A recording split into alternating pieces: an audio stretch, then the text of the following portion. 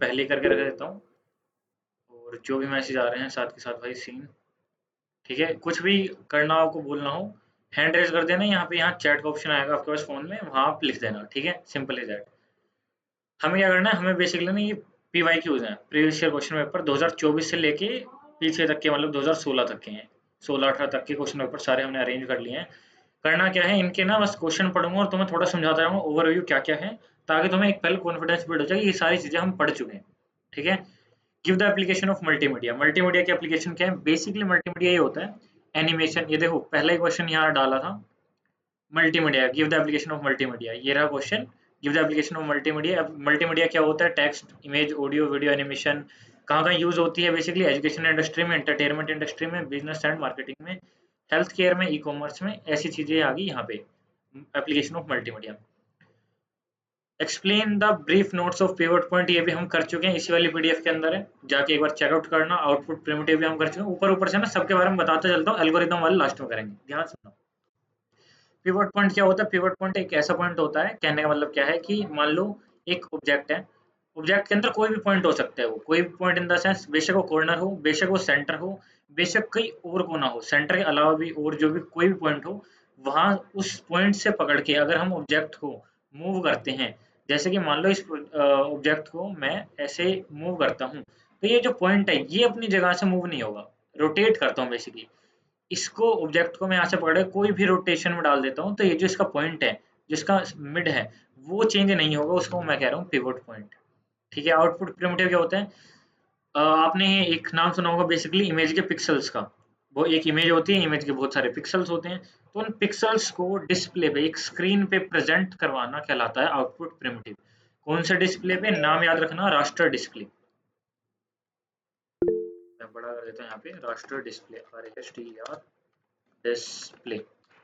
Okay. Anything? Okay. भाई आवाज नहीं आ रही है। Am I audible? आवाज आ रही है? हैंड रेज कर देना भाई, आ रही है तो। ठीक है, आ रही है गाइस, आ रही है। ठीक है। तो बेसिकली हमने पढ़ लिया है, क्या क्या कर लिया था हमने। कर लिया था आउटपुट प्रिमिटिव, उसके बाद आ जाओ एक्सपेक्ट रेशियो। क्या होता है एक्सपेक्ट रेशियो? मैं ऑलरेडी यहाँ बना के रखा था एक्सपेक्ट रेशियो। तुमने यूट्यूब की स्क्रीन देखी होगी, जब तुम फोन के अंदर यूट्यूब को अपने फोन को पकड़ते हो यूट्यूब देखने के लिए, तो कुछ इस प्रकार से फोन पकड़ा जाता है। और जब आप रील देख रहे हो तो कुछ इस प्रकार से फोन को पकड़ा जाता है। भैया रील देखने का कुछ ये भी होता है। बात बस इतने समझनी है, क्या समझनी है कि ये होती है भैया विड्थ यानी कि चौड़ाई, भैया ये होती है हाइट यानी कि लंबाई। तो जो हमारे जो एस्पेक्ट रेशियो होता है, एस्पेक्ट रेशियो जो होता है,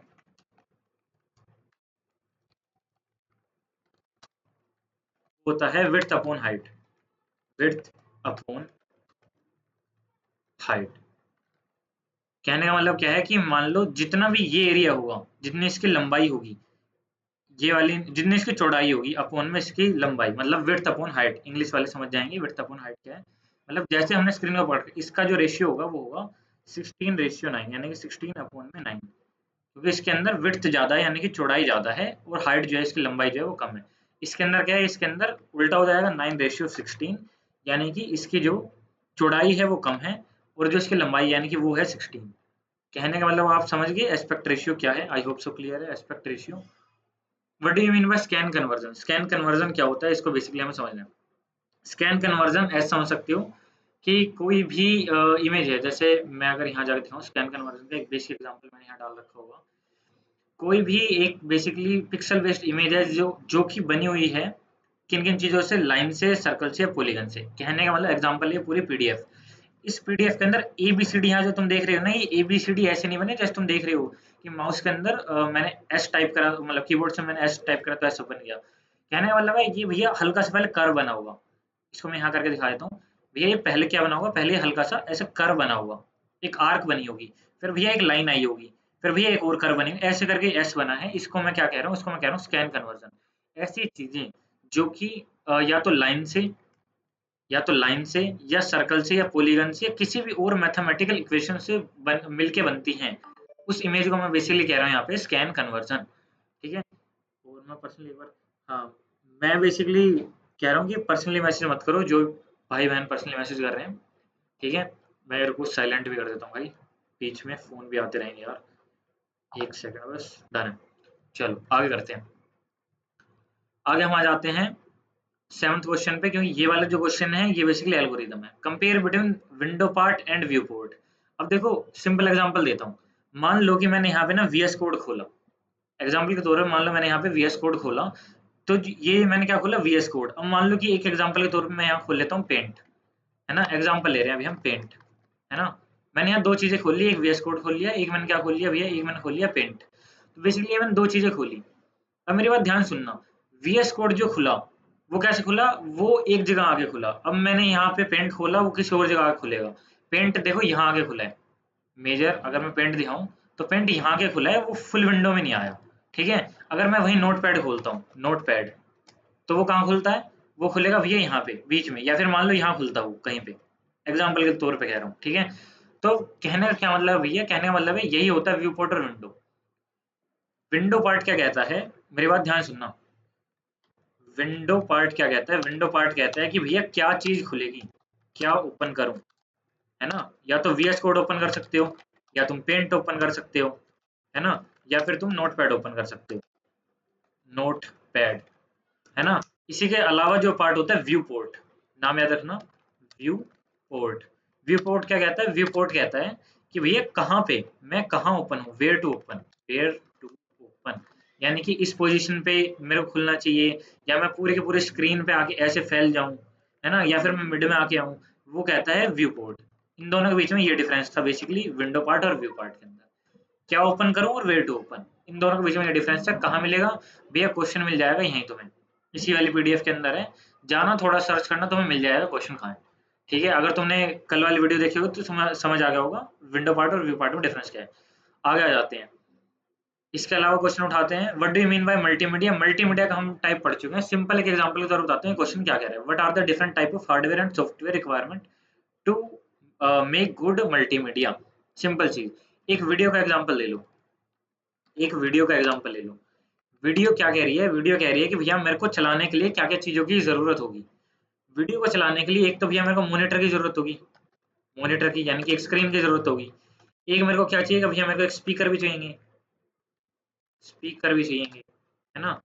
और क्या चाहिएगा मेरे को, मॉनिटर हो गया, स्पीकर हो गया, और क्या चाहिएगा मेरे को, और मेरे को चाहिएगा जी प्रोसेसर की जरूरत होगी, मैं कोई चीज प्रोसेस करूंगा वीडियो के अंदर, है ना। और मेरे को क्या चाहिए भैया, वीडियो में स्टोर भी होगा, यानी कि कोई स्टोरेज डिवाइस चाहिएगा, स्टोरेज डिवाइस चाहिएगा। ठीक है जी। अब आगे बात करते हैं, आगे बात करते हैं, ये तो होगी क्या चीजें, हार्डवेयर रिक्वायरमेंट, ये तो मेरे को चाहिए ही, हार्डवेयर रिक्वायरमेंट। आगे बात करते हैं, नेक्स्ट चीज पे बात करते हैं, which is software requirement, software requirement. इसके अंदर क्या आ गया, मेरे को क्या चाहिए, वीडियो को एडिट करने का एक बेसिकली टूल चाहिए, तो वीडियो को एडिट करने का टूल, मेरे को साउंड को कम या ज्यादा करने का एक सॉफ्टवेयर चाहिए, टूल चाहिए। जैसे अगर मैं यहाँ एग्जांपल दिखाऊं, तो अगर मैं यहाँ ओपन करता हूँ तो ये वीडियो कम या वॉइस को कम या ज्यादा करने का मेरे पास एक टूल है, तो मेरे को एक वॉइस के लिए चाहिए, है ना, मतलब साउंड के कम ज्यादा करने के लिए चाहिए। ऐसे सॉफ्टवेयर जितने भी होंगे वो आगे मैं सॉफ्टवेयर रिक्वायरमेंट में, जो कि एक वीडियो को रन करने के लिए नेसेसरी होते हैं, वो ये क्वेश्चन पूछ रहा था।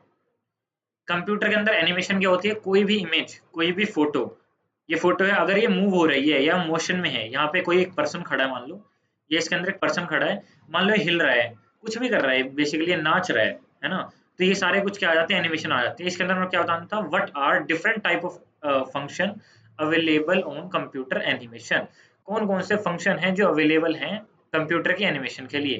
तो अब मैं यहाँ जाऊंगा और मैं फंक्शन यहाँ सर्च कर लूँ। ठीक है, फंक्शन जैसे मैं यहाँ सर्च कर लूँगा, मैं लास्ट में जाऊँगा और मेरे को यहाँ पे फंक्शन मिल जाएंगे, एनिमेशन के फंक्शन, एनिमेशन, एनिमेशन सर्च कर लिया मैंने, हार्डवेयर रिक्वायरमेंट आ गई, एनिमेशन आ गया, ये रहा डिफरेंट टाइप ऑफ फंक्शन। अब यहाँ पे ना तीन पांच फंक्शन है बेसिकली, मोर्फिंग, रैपिंग, है ना, ट्विनिंग, पैनिंग और जूमिंग। ये पांचों के पांचों जो फंक्शन होते हैं वो एनिमेशन के फंक्शन होते हैं, आया हुआ है बहुत बार क्वेश्चन भी, और 15-15 नंबर में ही आया है। पांचों को डिफाइन भी करना है, बता देता हूँ ये पांचों चीजें होती क्या है, लिख के तुम अपने हिसाब से जाओगे। मॉर्फिन क्या होता है, मॉर्फिन बेसिकली क्या होता है कि एक ऑब्जेक्ट दे रखा है तुम्हें, ठीक है, इसको ऐसे समझ लो, एक ऑब्जेक्ट दे रखा है, ठीक है, इस ऑब्जेक्ट से मैंने इसको कन्वर्ट करा किसी और ऑब्जेक्ट में, जिस ऑब्जेक्ट का नाम है भैया सर्कल। एक रेक्टेंगल था, मैंने उसको बाद में बदल के सर्कल बना दिया। कैसे बना दिया भैया, इसके मैंने कॉर्नर जो है वो राउंड कर दिए, है ना, तो ये सर्कल बन गया। इस एक ऑब्जेक्ट से दूसरे ऑब्जेक्ट के अंदर ट्रांसफॉर्म होना यानी शेप बदल लेना, इसको मैं बेसिकली कह रहा हूँ मॉर्फिंग। ठीक है। रैपिंग जो होता है बिल्कुल सिमिलर टू मॉर्फिंग, यहाँ लिखा भी है सिमिलर टू मॉर्फिंग फंक्शन। करता क्या है ये भैया, अब इसने सर्कल तो बना दिया, पर ये सर्कल थोड़ा डिफरेंट टाइप का बनाया है, इसके ना थोड़े थोड़े एजेस रह रहे हैं, थोड़े थोड़े यहाँ कॉर्नर रह रहे हैं, जिससे कि हमें पता चल रहा है, ये थोड़े थोड़े एजेस रह रहे हैं, जिससे कि हमें पता चल रहा है कि भैया ये पहले कुछ ऐसा ऐसा रेक्टेंगल था, अब ये सर्कल किसी ऑब्जेक्ट से बना है, यानी कुछ कुछ पार्ट कुछ कुछ कमियां रह गई हैं, इसे मैं कह रहा हूँ रैपिंग। अच्छा भैया, ट्विनिंग क्या होता है? ट्विनिंग क्या होता है? ट्विनिंग बेसिकली इसको ऐसे समझ सकते हो कि इससे ये बनने के बीच में कुछ ये बना होगा, स्क्वायर, मैं कुछ ऐसा ले लेता हूँ भैया, इसके और इसके बीच में बनने के लिए ये कुछ इस टाइप के शेप में बीच में बना होगा। ये जो बीच का पार्ट है जब ये बना होगा, एक रेक्टेंगल से एक सर्कल बनने के लिए कुछ डायमंड शेप का बना होगा, जिससे ये सर्कल बना है। तो कहने का मतलब क्या है, जो डायमंड शेप होगी बीच का जो पार्ट हो गया, इसको हम बोलते हैं इन बिटवीन, लिखा भी होगा in between. Twinning is short form of in between. In between में बेसिकली इस प्रोसेस के होने में बीच में क्या हो रहा है, वो होता है हमारा ट्विनिंग। पैनिंग क्या होता है? पैनिंग बेसिकली क्या होता है, हमारी एक्स एक्सिस ये होती है एक्स एक्सिस, और ये होती है वाई एक्सिस, ग्राफ होते हैं बेसिकली। तो एक्स एक्सिस के अंदर ही मतलब अगर हम उल्टे हाथ से सीधे हाथ की तरफ जाएं, कहने का मतलब सिंपल सिंपल भाषा में उल्टे हाथ की से सीधे हाथ की तरफ कैमरा को मूव करें। किसको मूव करना है? कैमरा को। कैमरा को हम मूव करना है इस डायरेक्शन से इस डायरेक्शन के अंदर। सेम ही हमारा कैमरा एंगल क्या है, सिर्फ एक्स एक्सिस की तरफ मूव हो रहा है, वाई एक्सिस का इसमें कोई काम नहीं है, यानी ऊपर नीचे की तरफ मूव नहीं हो रही, सिर्फ एक डायरेक्शन के अंदर मूव हो रहा है। तो इस बेसिकली चीज को मैं क्या कह रहा हूँ, इस बेसिकली चीज को मैं कह रहा हूँ पैनिंग। अच्छा, जूमिंग क्या होता है? किसी भी ऑब्जेक्ट के अंदर, मान लो ये एक ऑब्जेक्ट है, इसके अंदर मैंने जूम कर दिया, ये हो गया जूम इन। इसके अंदर तो आई होप से कोई दिक्कत नहीं है, जूम इन। ठीक है। अगर इतनी बात समझ आई तो मैं आगे कंटिन्यू करता हूँ। ओ मैसेज भी आ रखे हैं। ओके ओके ओके ओके, मैंने पढ़े नहीं थे भाई, एक सेकंड यार, इतने सारे मत करो। अनुज बिना बताए आ गया हर। ठीक है ओके, क्या ये वीडियो यूट्यूब पे? हाँ भाई आ जाएगी। ठीक है, सत्यम भाई ने क्लास ज्वाइन की है। ओके भाई, पहले अपनी लैंग्वेज में समझाओ और फिर टेक्निकल लैंग्वेज में। ओके, क्या वीडियो? ठीक है, क्या वीडियो यूट्यूब पे? हाँ भाई आ जाएगी आ जाएगी। ठीक है जी। बीच बीच में यार इंटरेक्शन करते रहना चाहिए, तो बीच बीच में इंटरेक्शन करते रहेंगे। हमने पहले लैंग्वेज के अंदर समझा दिया है क्या है, कि हमने पैनिंग प्लानिंग जूमिंग हमने समझा दिया है। बेसिक बेसिक डेफिनेशन तुम पढ़ सकते हो क्या होती है, लिख के वही आना है जो तुम अपनी भाषा में लिख के आओगे। मैंने समझा दिया। मॉर्फिंग क्या है कि एक ऑब्जेक्ट से दूसरे ऑब्जेक्ट में चेंज हो जाना। रैपिंग क्या है? चेंज तो हो जाएगा पर अच्छी तरह से चेंज नहीं होगा, थोड़ी कमियां रह जाएंगी। ट्विनिंग क्या है? ट्विनिंग क्या होता है बेसिकली, एक ऑब्जेक्ट से दूसरे ऑब्जेक्ट में चेंज होने के बीच का प्रोसेस होता है ट्विनिंग। पैनिंग क्या होता है? पैनिंग होता है कि भैया जो हमारा कैमरा है वो सिर्फ एक एक्सिस में मूव होगा, विच इज एक्स एक्सिस, है ना। और जूम इन क्या है? किसी भी ऑब्जेक्ट के अंदर जूम कर देना, बेसिकली जूम इन कहलाता है। ये हो गया हमारा जूम इन एनिमेशन के फंक्शन। ठीक है। अब ये वाले क्वेश्चन हमें लास्ट में करना है, मल्टीमीडिया हमने पहले ही कर लिया था, अब आ जाओ आगे। ठीक है, ये आधी ज्यादा चीजें हम कवर कर चुके हैं। List any 4 areas of graphics of computer application. करना क्या है? करना ये है कि कंप्यूटर के जो ग्राफिक्स यूज होते हैं, ग्राफिक्स क्या होते हैं बेसिकली? एनिमेशन, टेक्स्ट, थोड़ा छोटा कर लेता हूँ, टेक्स्ट, वीडियो, ये सारी चीजें ग्राफिक्स में आती हैं। ये सारी चीजें कहाँ कहाँ यूज होती हैं, एक बार थोड़ा सा खुद सोचना। अगर कोई स्कूल है, अगर कोई स्कूल है उसके अंदर क्या मैं एनिमेशन से, टेक्स्ट से, वीडियो से पढ़ा सकता हूँ? यानी कि हाँ पढ़ा सकता हूँ, तो एजुकेशन सेक्टर में यूज होती है। अच्छा जी, आगे बात करते हैं। एजुकेशन सेक्टर के अंदर भी यही यूज होती है। ठीक है, आगे बात करते हैं। मान लो कि हेल्थ केयर है, health care, HELT care, health care. Health care के अंदर क्या है? तुम अल्ट्रासाउंड कराने गए, अल्ट्रासाउंड, है ना। सीटी स्कैन होता है एक, सीटी स्कैन अगर तुम नाम सुना हो तो, सीटी स्कैन। ये जितनी भी चीजें हैं ये भी क्या है, ये एक बेसिकली इमेज या वीडियो इमेज फॉर्मेट में है। तो इमेज फॉर्मेट भी एक बेसिकली इसका कंप्यूटर ग्राफिक्स का पार्ट है। तो ये हेल्थ केयर के अंदर भी यूज होता है। ये चीजें बतानी है कहाँ कहाँ यूज होते हैं। तो सबसे पहली चीज जो हमने फर्स्ट क्वेश्चन यहाँ पढ़ा था, ये सारे लिख के आओगे भैया, एजुकेशन इंडस्ट्री में यूज होते हैं, इंटरटेनमेंट इंडस्ट्री में यूज होते हैं, कोई कार्टून बनाना हो उसके अंदर एनिमेशन यूज होगी, है ना। बिजनेस या मार्केटिंग करने के लिए कोई ऐड देखते हो उसमें भी एनिमेशन यूज होती है। हेल्थ केयर में यूज होते हैं, ई कॉमर्स में यूज होते हैं, ऐसी ऐसी जगह यूज होते हैं। ठीक है। वैनिशिंग पॉइंट क्या है? सबसे अच्छी इमेज आज मैं लेके आया हूँ वैनिशिंग पॉइंट की, मैंने शायद पहले भी दिखा रखी हो। ये रही। तो करना क्या है, सिर्फ वैनिशिंग पॉइंट समझना क्या है यहाँ पे। देखो दो, एक ब्रिज है, एक ब्रिज के ना ये देखो इस साइड भी कुछ कुछ एरिया है जो पकड़ के जा सकते हैं हम जिसको, एक इस साइड कुछ कुछ एरिया है, कुल मिला के ये कभी मिल नहीं सकते, नहीं मिल सकते क्योंकि ये दो अलग अलग रास्ते हैं, मतलब अलग अलग पार्ट में डिवाइड है और बीच में इतना बड़ा रास्ता है। बट हमें क्या इल्यूजन होता है, हमें भ्रम होता है, क्या भ्रम होता है कि ये कहीं ना कहीं जाके मिल रहे हैं इस पॉइंट पे। दो लाइन है, पैरेलल है, पैरेलल मतलब कि कभी नहीं मिल सकती, ऐसी सीधी लाइन है बिल्कुल ऐसी सीधी। बट हमें कई बार ऐसा लगता है कि एक पॉइंट पे जाके मिल रही हैं, इस पॉइंट को मैं कह रहा हूँ वैनिशिंग पॉइंट। ठीक है, यही बेसिकली इसके डेफिनेशन में वैनिशिंग पॉइंट के में दे रखा होगा, VNISHI। वैनिशिंग पॉइंट इसमें नहीं होगा आई थिंक, वैनिशिंग पॉइंट नहीं होगा आई थिंक। ठीक है, जिसके अंदर भी होगा ना मैंने कर रखा है वैनिशिंग पॉइंट कवर, ये रहा vanishing point. It is a point of 2D image where parallel lines, दो लाइंस हैं मैंने यहाँ बता दिया भैया, एक लाइन ये रही दूसरी लाइन ये रही, ठीक है, extended into the distance of 3D scene, एक ऐसे सीन पे जाके मिल रही हैं जहाँ पे हमें क्या लग रहा है, अपीयर्स टू मीट, यानी कि हमें लग रहा है कि वो मिल रही हैं, क्रिएटिंग एन इल्यूजन, ये एक भ्रम बना रही हैं कि ये मिल रही हैं, बट असल में मिल नहीं रही, ये अलग अलग ही लाइन है, ये पूरी आगे तक ऐसे अलग जाएगी, ये पूरी आगे तक ऐसे अलग जाएगी, कहीं मिलेंगी नहीं। ठीक है, इसके फीचर वगैरह हैं कि भैया एक पॉइंट ऐसा हो जाता है कि ये दिखता है कि मिलती हैं, उस सिंगल पॉइंट को हम वैनिशिंग पॉइंट कह देते हैं। ठीक है, ये हमारा वैनिशिंग पॉइंट भी कंप्लीट हो गया। फ्रेम बफर क्या होता है, फ्रेम बफर सिंपल भाषा में पहले समझाने की कोशिश करता हूँ, फ्रेम बफर क्या होता है। अच्छा भैया मैंने एक डॉट यहाँ पे लगा दिया, एक डॉट लगा दिया, बिंदु लगा दिया, ठीक है, इस बिंदु का भैया कुछ कलर होगा, है ना, कलर होगा भैया, इससे हमें ये पता चल रहा है ये बिंदु कितना फीका है, कितना गहरा है, दिख रहा है, इसे मैं बेसिकली इंग्लिश में बोलूँ तो इन इन डेंसिटी या डेंसिटी कहते हैं, डेंसिटी, डेंसिटी कहते हैं किसी भी एक पॉइंट को कितना वो गहरा दिख रहा है, कितना अच्छे से क्लियरली विजिबल है, कलर हो गया, डेंसिटी हो गया, या फिर कितना वो मोटा है, उसकी ब्रेथ, BREADTH, ब्रेथ, ब्रेथ, ठीक है।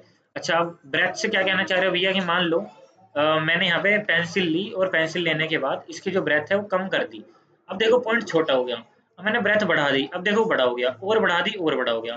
कहने का मतलब क्या है, कहने का मतलब इतनी बात है कि इसकी जो कितनी ब्रेथ है, इसकी कितनी डेंसिटी है, कितना कलर है, ये सारा डाटा एक छोटे से पिक्सल का, एक बिल्कुल छोटे से इतने से पिक्सल का, इससे भी कम, वो छोटा सा माइनस एक बिंदु मान लो, उसकी जितनी भी इंफॉर्मेशन है वो कौन स्टोर करके रखता है, वो स्टोर करके रखता है हमारा फ्रेम बफर, फ्रेम बफर। इस फ्रेम बफर का एक और नाम भी होता है, उसको बोलते हैं रिफ्रेश बफर, यहाँ लिखा भी होगा refresh slash frame buffer. Frame buffer का क्वेश्चन आ जाए, आई होप सो तुम लिख के आ सकते हो कि फ्रेम बफर क्या होता है। ठीक है, एक बार कमेंट चेक कर लो भाई किसी और के कुछ, ओ भाई साहब, भाई साहब, वॉइस प्रॉब्लम आ रही है, वॉइस प्रॉब्लम आ रही है, voice problem, okay. Hardware technology unit में से प्रिंटर प्लॉटर करना है क्या, या फिर स्किप कर दें, स्किप कर सकते हो आराम से। हाँ योगेश सैनी भाई, मतलब कमेंट कर दो आराम से, वह भाई वाईटी पर लाइव आ सकता था, हाँ भाई पर वाईटी पे नहीं करना, ठीक है अभी यार फोकस करते हैं। ऐसे देखो उल्टे क्वेश्चन नहीं please, on a serious note, हम पढ़ने आए हैं, पढ़ के जाएंगे, मेन गोल ये होना चाहिए, ठीक है। हाँ आगे क्या है, what are the video display devices, video के डिस्प्ले डिवाइसेस क्या हैं, खुद बताओ, एक वीडियो कहाँ कहाँ चल सकती है भैया, मॉनिटर पे चल सकती है, मॉनिटर पे चल सकती है भैया, और कहाँ चल सकती है भैया, फोन की स्क्रीन पे चल सकती है, फोन की स्क्रीन पे। अब मैं बताऊंगा, जो लोग सोच रहे हैं मैं गलत बता रहा हूँ, 2 सेकंड रुक जाना, अभी बताऊंगा, पहले एक बार ना पहले बेसिक क्लियर करना होता है, किसी को नहीं पता होता, पहले बेसिक समझा लें। एक फोन पे चल सकती है, एक मॉनिटर पे चल सकती है भैया, और कहाँ चल सकती है वीडियो भैया, चल सकती है बड़े बड़े बिल बोर्ड्स पे, बिल बोर्ड्स पे। और कहाँ चल सकती है भैया वीडियो, और चल सकती है भैया हमारे बिल बोर्ड्स हो गए, और चल सकती है भैया हमारे एलईडी पे, है ना, एलईडी पे चल सकती है, एलईडी पे। अच्छा ये जितनी भी चीजें हो गई, मैंने फोन बताया, मैंने मॉनिटर बताया, मैंने बिलबोर्ड बताया, एलईडी बताया, लैपटॉप बताया, सारी चीजें मैंने यहाँ पे बताई। ठीक है, तो बेसिकली ये जितनी भी चीजें हैं ना, इन सारे को ना कैटेगरीज में डिवाइड किया गया है। कौन कौन सी कैटेगरीज है, मैं कैटेगरीज का यहाँ नाम लिख देता हूँ, थोड़ा सा समझने की कोशिश करना। एक होता है raster display, raster display, display की स्पेलिंग को यहाँ से कॉपी कर लें, बार बार लिखनी पड़ेगी, ठीक है। एक होता है भैया random scan display, random scan display. एक होता है भैया प्लाज्मा, प्लाज्मा डिस्प्ले, है ना। एक होता है भैया एलईडी डिस्प्ले। तो ये जितने भी ऐसे, एक होता है ओएलईडी, ओएलईडी डिस्प्ले। अच्छा इनके बीच में डिफरेंस हमें करने की जरूरत नहीं है, एक बार पूछा हुआ इन दोनों के बीच का डिफरेंस वो हम करेंगे, बाकी हम कोई डिफरेंस नहीं करने वाले, इन तीनों के बारे में आज तक पूछा भी नहीं है ऐसे, बस हमें डेफिनेशन में पता होना चाहिए चीजें क्या हैं, उसके बारे में आगे आगे क्वेश्चन आएंगे, हम बात करते रहेंगे। रास्टर और इसका डेडिकेटेडली क्वेश्चन है, तो इस पे आगे बात करेंगे। तो जो हमारे डिस्प्ले यहाँ लिखा है कौन कौन से वीडियो डिस्प्ले डिवाइसेस होते हैं, तो आप ये डिस्प्ले बता सकते हैं पहले, देखिए ये डिस्प्ले होता है कि 3 नंबर का क्वेश्चन, तो पहले इसको एक्सप्लोर करके लिखना है। फिर आप ये डिवाइसेस बताओगे कि भैया मॉनिटर होता है, भैया फोन होता है, भैया बिलबोर्ड्स पे हम चला सकते हैं, एलईडी पे चला सकते हैं, हम लैपटॉप पे चला सकते हैं, ये सारे इसके क्या होंगे, वीडियो के डिस्प्ले के डिवाइस होंगे। आगे चलते हैं, ये दोनों एल्गोरिदम आ गई। अगला, ये दो चीजें हमें पढ़नी है, ये बहुत बार आई है, ट्रांसलेशन और रोटेशन। ठीक है, ट्रांसलेशन और रोटेशन क्या है उनको समझ लेते हैं। ध्यान सुनना इस ट्रांसलेशन और रोटेशन को, एक ही बारे में क्लियर हो जाएगा। एक ऑब्जेक्ट है ना, एक ऑब्जेक्ट थोड़ा सा मूव होके कल को क्या होता है, यहाँ आ जाता है, मूव होता है, एक एक प्लेस से उठ के दूसरे प्लेस पे आ जाता है। इस चीज को मैं कह रहा हूँ ट्रांसलेशन, TRANSLATION, ट्रांसलेशन। ठीक है, इस चीज का बेस्ट एग्जांपल मिलेगा तुम्हें, गौरव भाई ने अभी एक पीडीएफ डाली थी, इसके अंदर एक इमेज थी, मैं चारों फंक्शन यही बता दूंगा ताकि ना चीजें क्लियर रहें। यहाँ एक इमेज है, मैं दिखा देता हूँ। जितने भी चीजें आपके लिए बनाई जाती है ना, वो बहुत ही सोच समझ के, यहाँ से सब लिखा है, देखो पॉइंट समझने का ट्राई करना कि मैं क्या समझाने की कोशिश कर रहा हूँ। रोटेशन क्या है भैया, पहले ऑब्जेक्ट ऐसा था बिल्कुल सीधा, ऐसे इस फॉर्म में, अब ये जो ब्लैक ब्लैक तुम्हें लाइन देख रहे हो, यानी कि हल्का सा रोटेट हो गया, हल्का सा टेढ़ा हो गया, है ना। इसके ऊपर मैं वैसे पेन भी चला सकता हूँ, तो मैं ऐसे बता सकता हूँ कि ये देखो ये रोटेट हो गया ना। अब ये इस वाले पे आते हैं, ट्रांसलेट क्या होता है भैया, एक पोजीशन पे, इस पोजीशन पे था, थोड़ा सा आगे आ गया ये ऑब्जेक्ट, थोड़ा आगे आ गया, इसे मैं कह रहा हूँ ट्रांसलेशन। रोटेशन और ट्रांसलेशन हमें पढ़ना था, ये हमने पढ़ लिया। आगे के भी यार फंक्शन कवर ही कर जाते हैं। क्या होता है कि इतना इतना बड़ा है ये, ठीक है, या तो इसको मैं स्केल में छोटा कर दूं, या इसको मैं स्केल में 4 गुना कर दूं, तो ये हो गया हमारा स्केलिंग, यानी कि इसके साइज को बढ़ा देना, है ना। रिफ्लेक्शन क्या होता है भैया, ये था ऐसे, इस तरीके से, मतलब इसकी जो चोंच है, आगे का पॉइंट जो है वो लेफ्ट हैंड साइड पॉइंट कर रहा था, इसको मैंने फ्लिप कर दिया, यानी फ्लिप कर देना, यानी कि रिफ्लेक्शन। जैसे शीशे में उल्टा दिखता है ना, रिफ्लेक्ट होकर दिखता है, तुम सीधा हाथ उठाओगे तो शीशे में उल्टा हाथ उठता हुआ दिखेगा। शेयरिंग क्या होता है, शेयरिंग समझते हैं, शेयरिंग क्या होता है कि हल्का सा जो हमारा ऑब्जेक्ट है वो टेढ़ा कर देना, ऐसे। ऑब्जेक्ट ऐसा था, हल्का सा मैंने टेढ़ा कर दिया, इटैलिक कर दिया है, लोगों को समझा रहा हूँ, इटैलिक मतलब सीधा अक्षर लिखते हैं उसको तो हल्का सा टेढ़ा करके लिखना, इस चीज को मैं कह रहा हूँ शेयरिंग। ठीक है, आई होप से चीजें क्लियर हैं कि क्या है क्या नहीं है। ठीक है, आगे चलें, आगे चलें। शेयरिंग और ये मेन क्वेश्चन है जो मैंने अभी बताया, ये 2D ट्रांसलेशन के अंदर आते हैं, ये मैं बता देता हूँ। ये 2D ट्रांसफॉर्मेशन, सॉरी ट्रांसफॉर्मेशन के अंदर आते हैं, जिसके अंदर बहुत सारे पार्ट होते हैं, translation, rotation, sharing and this that. अगर ये क्वेश्चन समझ आया तो आगे चलते हैं गाइस, आगे चलें। ओके, यहाँ से एक बार मैंने सबके हैंड डाउन कर दूं, हाँ ओके, हिमांशु गौर भाई ने कर दिया लोअर, ठीक है। हैंड रेज करते रहना ताकि यार थोड़ा इंटरेक्शन बना रहे भाई। टेक्निकल लैंग्वेज में भी समझाओ, ओके जी, टेक्निकल लैंग्वेज में बता देते हैं। चलो नहीं दौड़ो, ओके, चलो नहीं दौड़ो, ओके जी, ठीक है, कर रहे हैं गाइस, टेक्निकल लैंग्वेज में भी ढंग से करा देंगे, चिंता मत करो। आगे मल्टीमीडिया का वापस से क्वेश्चन आ गया। मल्टीमीडिया क्या था, सिंपल चीज थी कि कोई भी इमेज, ऑडियो, वीडियो क्या कहलाता है, मल्टीमीडिया कहलाता है। हाँ के ना, ये वाला क्वेश्चन हमने कंप्लीट कर लिया था 9th वाला, ये अभी हम करके आए ट्रांसलेशन और रोटेशन, है ना। आगे बात करते हैं, आगे बात करते हैं, तो ये आ गया व्हाट इज ट्रांसफॉर्मेशन। ट्रांसफॉर्मेशन की अभी मैंने कुछ टाइप बताए थे, अभी जस्ट अभी इस वाली इमेज के अंदर, कहाँ है गौरव भाई वाली इमेज के अंदर, क्या मेरे को कोई बता सकता है एक बार फटाफट से कमेंट में लिख दो, ताकि इंटरेक्शन बना रहे कि कौन कौन से टाइप थे भाई, इंटरेक्शन बना रहे कौन कौन से टाइप थे, एक बार बता दो फटाफट से। हमने पढ़े थे 3D ट्रांसफॉर्मेशन के टाइप, 5 टाइप अभी हमने पढ़े थे, है ना। हम ऑब्जेक्ट को टेढ़ा मेढ़ा कर रहे थे, उल्टा नीचे कर, उन सब के नाम चाहिए, नाम। ट्रांसलेशन बहुत ही बढ़िया, स्केलिंग, रोटेशन, रिफ्लेक्शन, क्या बात है, हो एक और रह रहा है, चलो ठीक है, शेयरिंग, स्केलिंग, ठीक है, बहुत ही बढ़िया, बहुत ही बढ़िया, शेयरिंग। ठीक है, हमने यहाँ समझ लिया कि कौन कौन से टाइप्स थे बेसिकली, वो हमारे यहाँ पे डन हो गए, है ना। आगे बात करें, अगले क्वेश्चन पे आ जाएं। अगला क्वेश्चन यहाँ पे जो है कौन सदरलैंड लाइन क्लिपिंग का है, तो ये बाद में करेंगे, जितने भी एल्गोरिथम वाले हैं सारे वो बाद में करेंगे, लेके आराम से बिल्कुल। अब यहाँ 5 क्वेश्चन आ गए, पहला आ गया वापस से एल्गोरिथम का, ये देखेंगे। कंप्यूटर ग्राफिक्स बताना है और उसके 5 प्रैक्टिकल एप्लीकेशन बताने हैं, अभी बता के आया था कौन कौन से होती हैं। एंटरटेनमेंट इंडस्ट्री, हेल्थ केयर, मैंने अभी यहाँ एग्जाम्पल दिया था ना, यहाँ सारे मैंने एग्जाम्पल दिए, ये रहे कि भैया स्कूल के अंदर एजुकेशन हो रही है, हेल्थ केयर में सीटी स्कैन और अल्ट्रासाउंड हो रहे हैं, ये सारे एग्जाम्पल किसके अंदर आ जाते हैं, कंप्यूटर ग्राफिक्स के अंदर आ जाते हैं। अच्छा, यहाँ हमें बताना है कि भैया डिफरेंस क्या है विंडो और व्यू पोर्ट के अंदर। क्वेश्चन जस्ट मैं करा गया था, विंडो और व्यू पोर्ट का क्वेश्चन क्या था, विंडो और व्यू पोर्ट का मैंने अभी बताया था, विंडो और व्यू पोर्ट का भी क्वेश्चन कि भैया वीएस कोड जहाँ ओपन हो रहा है, मैंने यहाँ लिखा था ये रहा, विंडो पार्ट और व्यू पोर्ट कर रखा है ना, ये वाला हमने क्वेश्चन कवर कर रखा है कि क्या ओपन करूं, वीएस कोड, पेंट या नोटपैड, क्या ओपन करना है यानी विंडो पार्ट, व्यू पोर्ट यानी कि वेयर टू ओपन, कहाँ पे ओपन होगा। ये क्वेश्चन हम कवर कर चुके थे, है ना। Digital video, what is digital video, explain the use of digital video in developing multimedia application.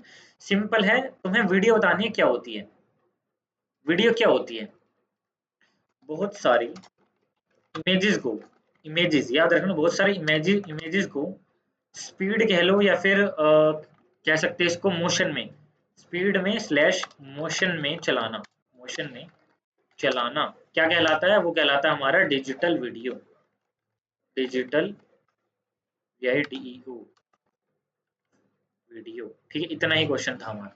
ठीक है, यही यहाँ पे 3 नंबर में पूछ रखा, कभी कहो कि भाई इतना 3 नंबर में ही आएगा, बस इतना, इसको अपनी तरफ से बना के लिखना, क्यों डिजिटल ऑडियो ना एक ही बार आया है, इसलिए इसके ना नोट्स नहीं बने, जिस चीज जो जो चीज बार बार रिपीट हो रही है उस चीज के नोट्स बने हैं। What are the animation file format, animation के फाइल फॉर्मेट हमें बताने हैं। अच्छा, एनिमेशन के फाइल फॉर्मेट है ना, हमने इंटरनल में यहाँ कवर करवाए थे। मैं एक बार ना एनिमेशन लिख देता हूँ, होप सो मिल जाए। ठीक है, एनिमेशन एक यहाँ आ गया, एनिमेशन के फाइल फॉर्मेट हम देख लेते हैं, टाइप ऑफ फंक्शन, नहीं नहीं नहीं नहीं नहीं, फाइल फॉर्मेट शायद इसमें नहीं आएगा क्या, नहीं इसमें नहीं आएगा। ओके, इंटरनल यहाँ जाते हैं, एनिमेशन, मैंने फाइल फॉर्मेट करवाए हैं, मेरे खुद के ध्यान है, मैंने पीडीएफ बनाई थी तो ये रहा। What are the animation file format, अब यहाँ से हम बस ये समझना है, देखो व्हाट्सएप पे कभी तुमने जीआईएफ भेजे हैं, मोशन में जीआईएफ जाते हैं, व्हाट्सएप पे हम आपस में बहुत सारे जीआईएफ शेयर करते हैं, कोई भी वीडियो तुम फोन से रिकॉर्ड करते हो वो होती है MP4 वीडियो, ये भी तुम सबको पता होगा कि MP4 भी तुमने सुन रखा है, GIF भी तुमने सुन रखा है। अच्छा, SWF क्या होता है, शॉकवेव फ्लैश, ये किस लिए यूज होता है, वेब बेस्ड एनिमेशन के अंदर, कोई भी वेब बेस्ड एनिमेशन है, एग्जांपल के तौर पे मेरे पास सारे एग्जांपल हैं, animegs.com पे जाऊंगा, समझना मतलब ये क्या है, बस मेरी बात सुन लेना कि यहाँ पे लिखा है ना कि वेब बेस एनिमेशन, इसका एग्जांपल दिखा रहा हूँ।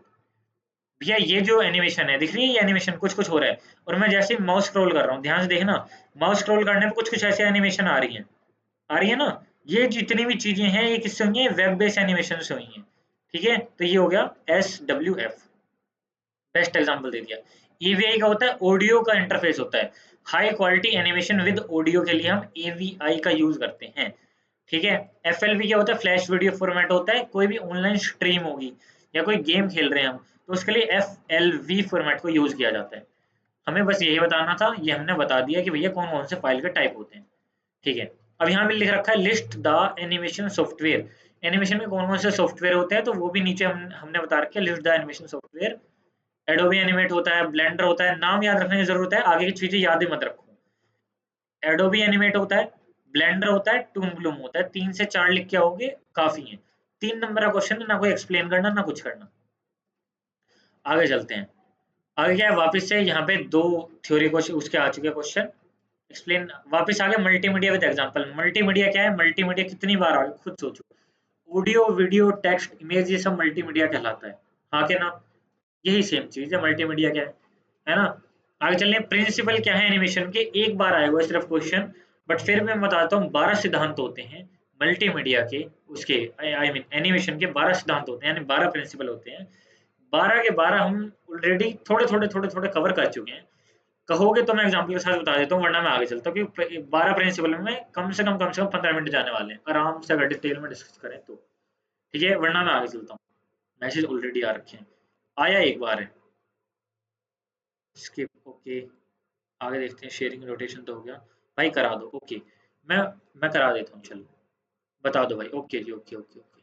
ठीक है जी, यहाँ हम कर लेते हैं principle of animation, principle gigs for gigs की एक वेबसाइट है, फॉर प्रिंसिपल ऑफ एनिमेशन, 12 हैं, 3D करके कुछ है, बहुत सारे हैं, ये है गिग्स फॉर गिग्स की, और ये इमेजेस चाहिए थी बस मेरे को, इमेजेस के अंदर यहाँ से एक एक करके ऊपर ऊपर से लास्ट से शुरू कर रहे हैं, फटाफट से कवर कराते जाएंगे। ओवरलैप क्या होता है, मेरी बात सुनना, जो जो मैं बता रहा हूँ ना बेस्ट एग्जांपल के साथ होता हूँ। ओवरलैप क्या होता है, ओवरलैप होता है एक के ऊपर एक चढ़ा देना, एक ही एनिमेशन है, इसके ऊपर मैंने एक एनिमेशन और लगा दी, तो ये हो गया ओवरलैप, एक के ऊपर एक चढ़ा देना। ठीक है। फ्लो थ्रूपुट क्या होता है? फ्लो थ्रूपुट कह सकते हो इवन आफ्टर, देखो सिंपल चीज है, जहां जो एग्जांपल ले रखा है वो एग्जांपल देता हूँ। एक बॉलर है, एक बॉलर है, बॉलर है, ठीक है, एग्जांपल तौर पर जब बॉलर है, ठीक है, बॉलर है, वो क्या कर रहा है, उसने एक बॉल को फेंक दिया, उसका जो हाथ है ना, बॉल तो जा चुकी है। इसको थोड़ा सा शायद मैं ड्रॉ करके बताऊं भाई, ये एक बॉलर है, इसके कुछ हाथ पैर हैं, ठीक है, समझ जाना, ये बॉल है भाई, इसने ये जो बॉल है ना, ये थ्रो कर दी है, थ्रो कर दी है, इसका जो हाथ है ना, वो क्या होगा, ये मूव हो चुका होगा ना। मेरी बात समझे, क्या है कि ये जो हाथ है, ये किस डायरेक्शन मूव हो रहा है, ये अभी मूव हो रहा है, जबकि बॉल जा चुकी है, बॉल आगे जा चुकी है, बट इसका हाथ अभी मूव हो रहा है, काम हो चुका है, फिर भी मोशन है, उसे हम कह रहे हैं follow through, follow through basically. Secondary animation क्या होती है, सेकेंडरी एक्शन क्या होते हैं, बेसिकली सेकेंडरी एक्शन होते हैं, एक पर्सन है, एक पर्सन है, ये मान लो एक पर्सन है ना, ये भैया बैठ के चाय पी रहा है, यहाँ से हम बना देते हैं भैया ये बैठ के चाय पी रहा है कुछ, है ना।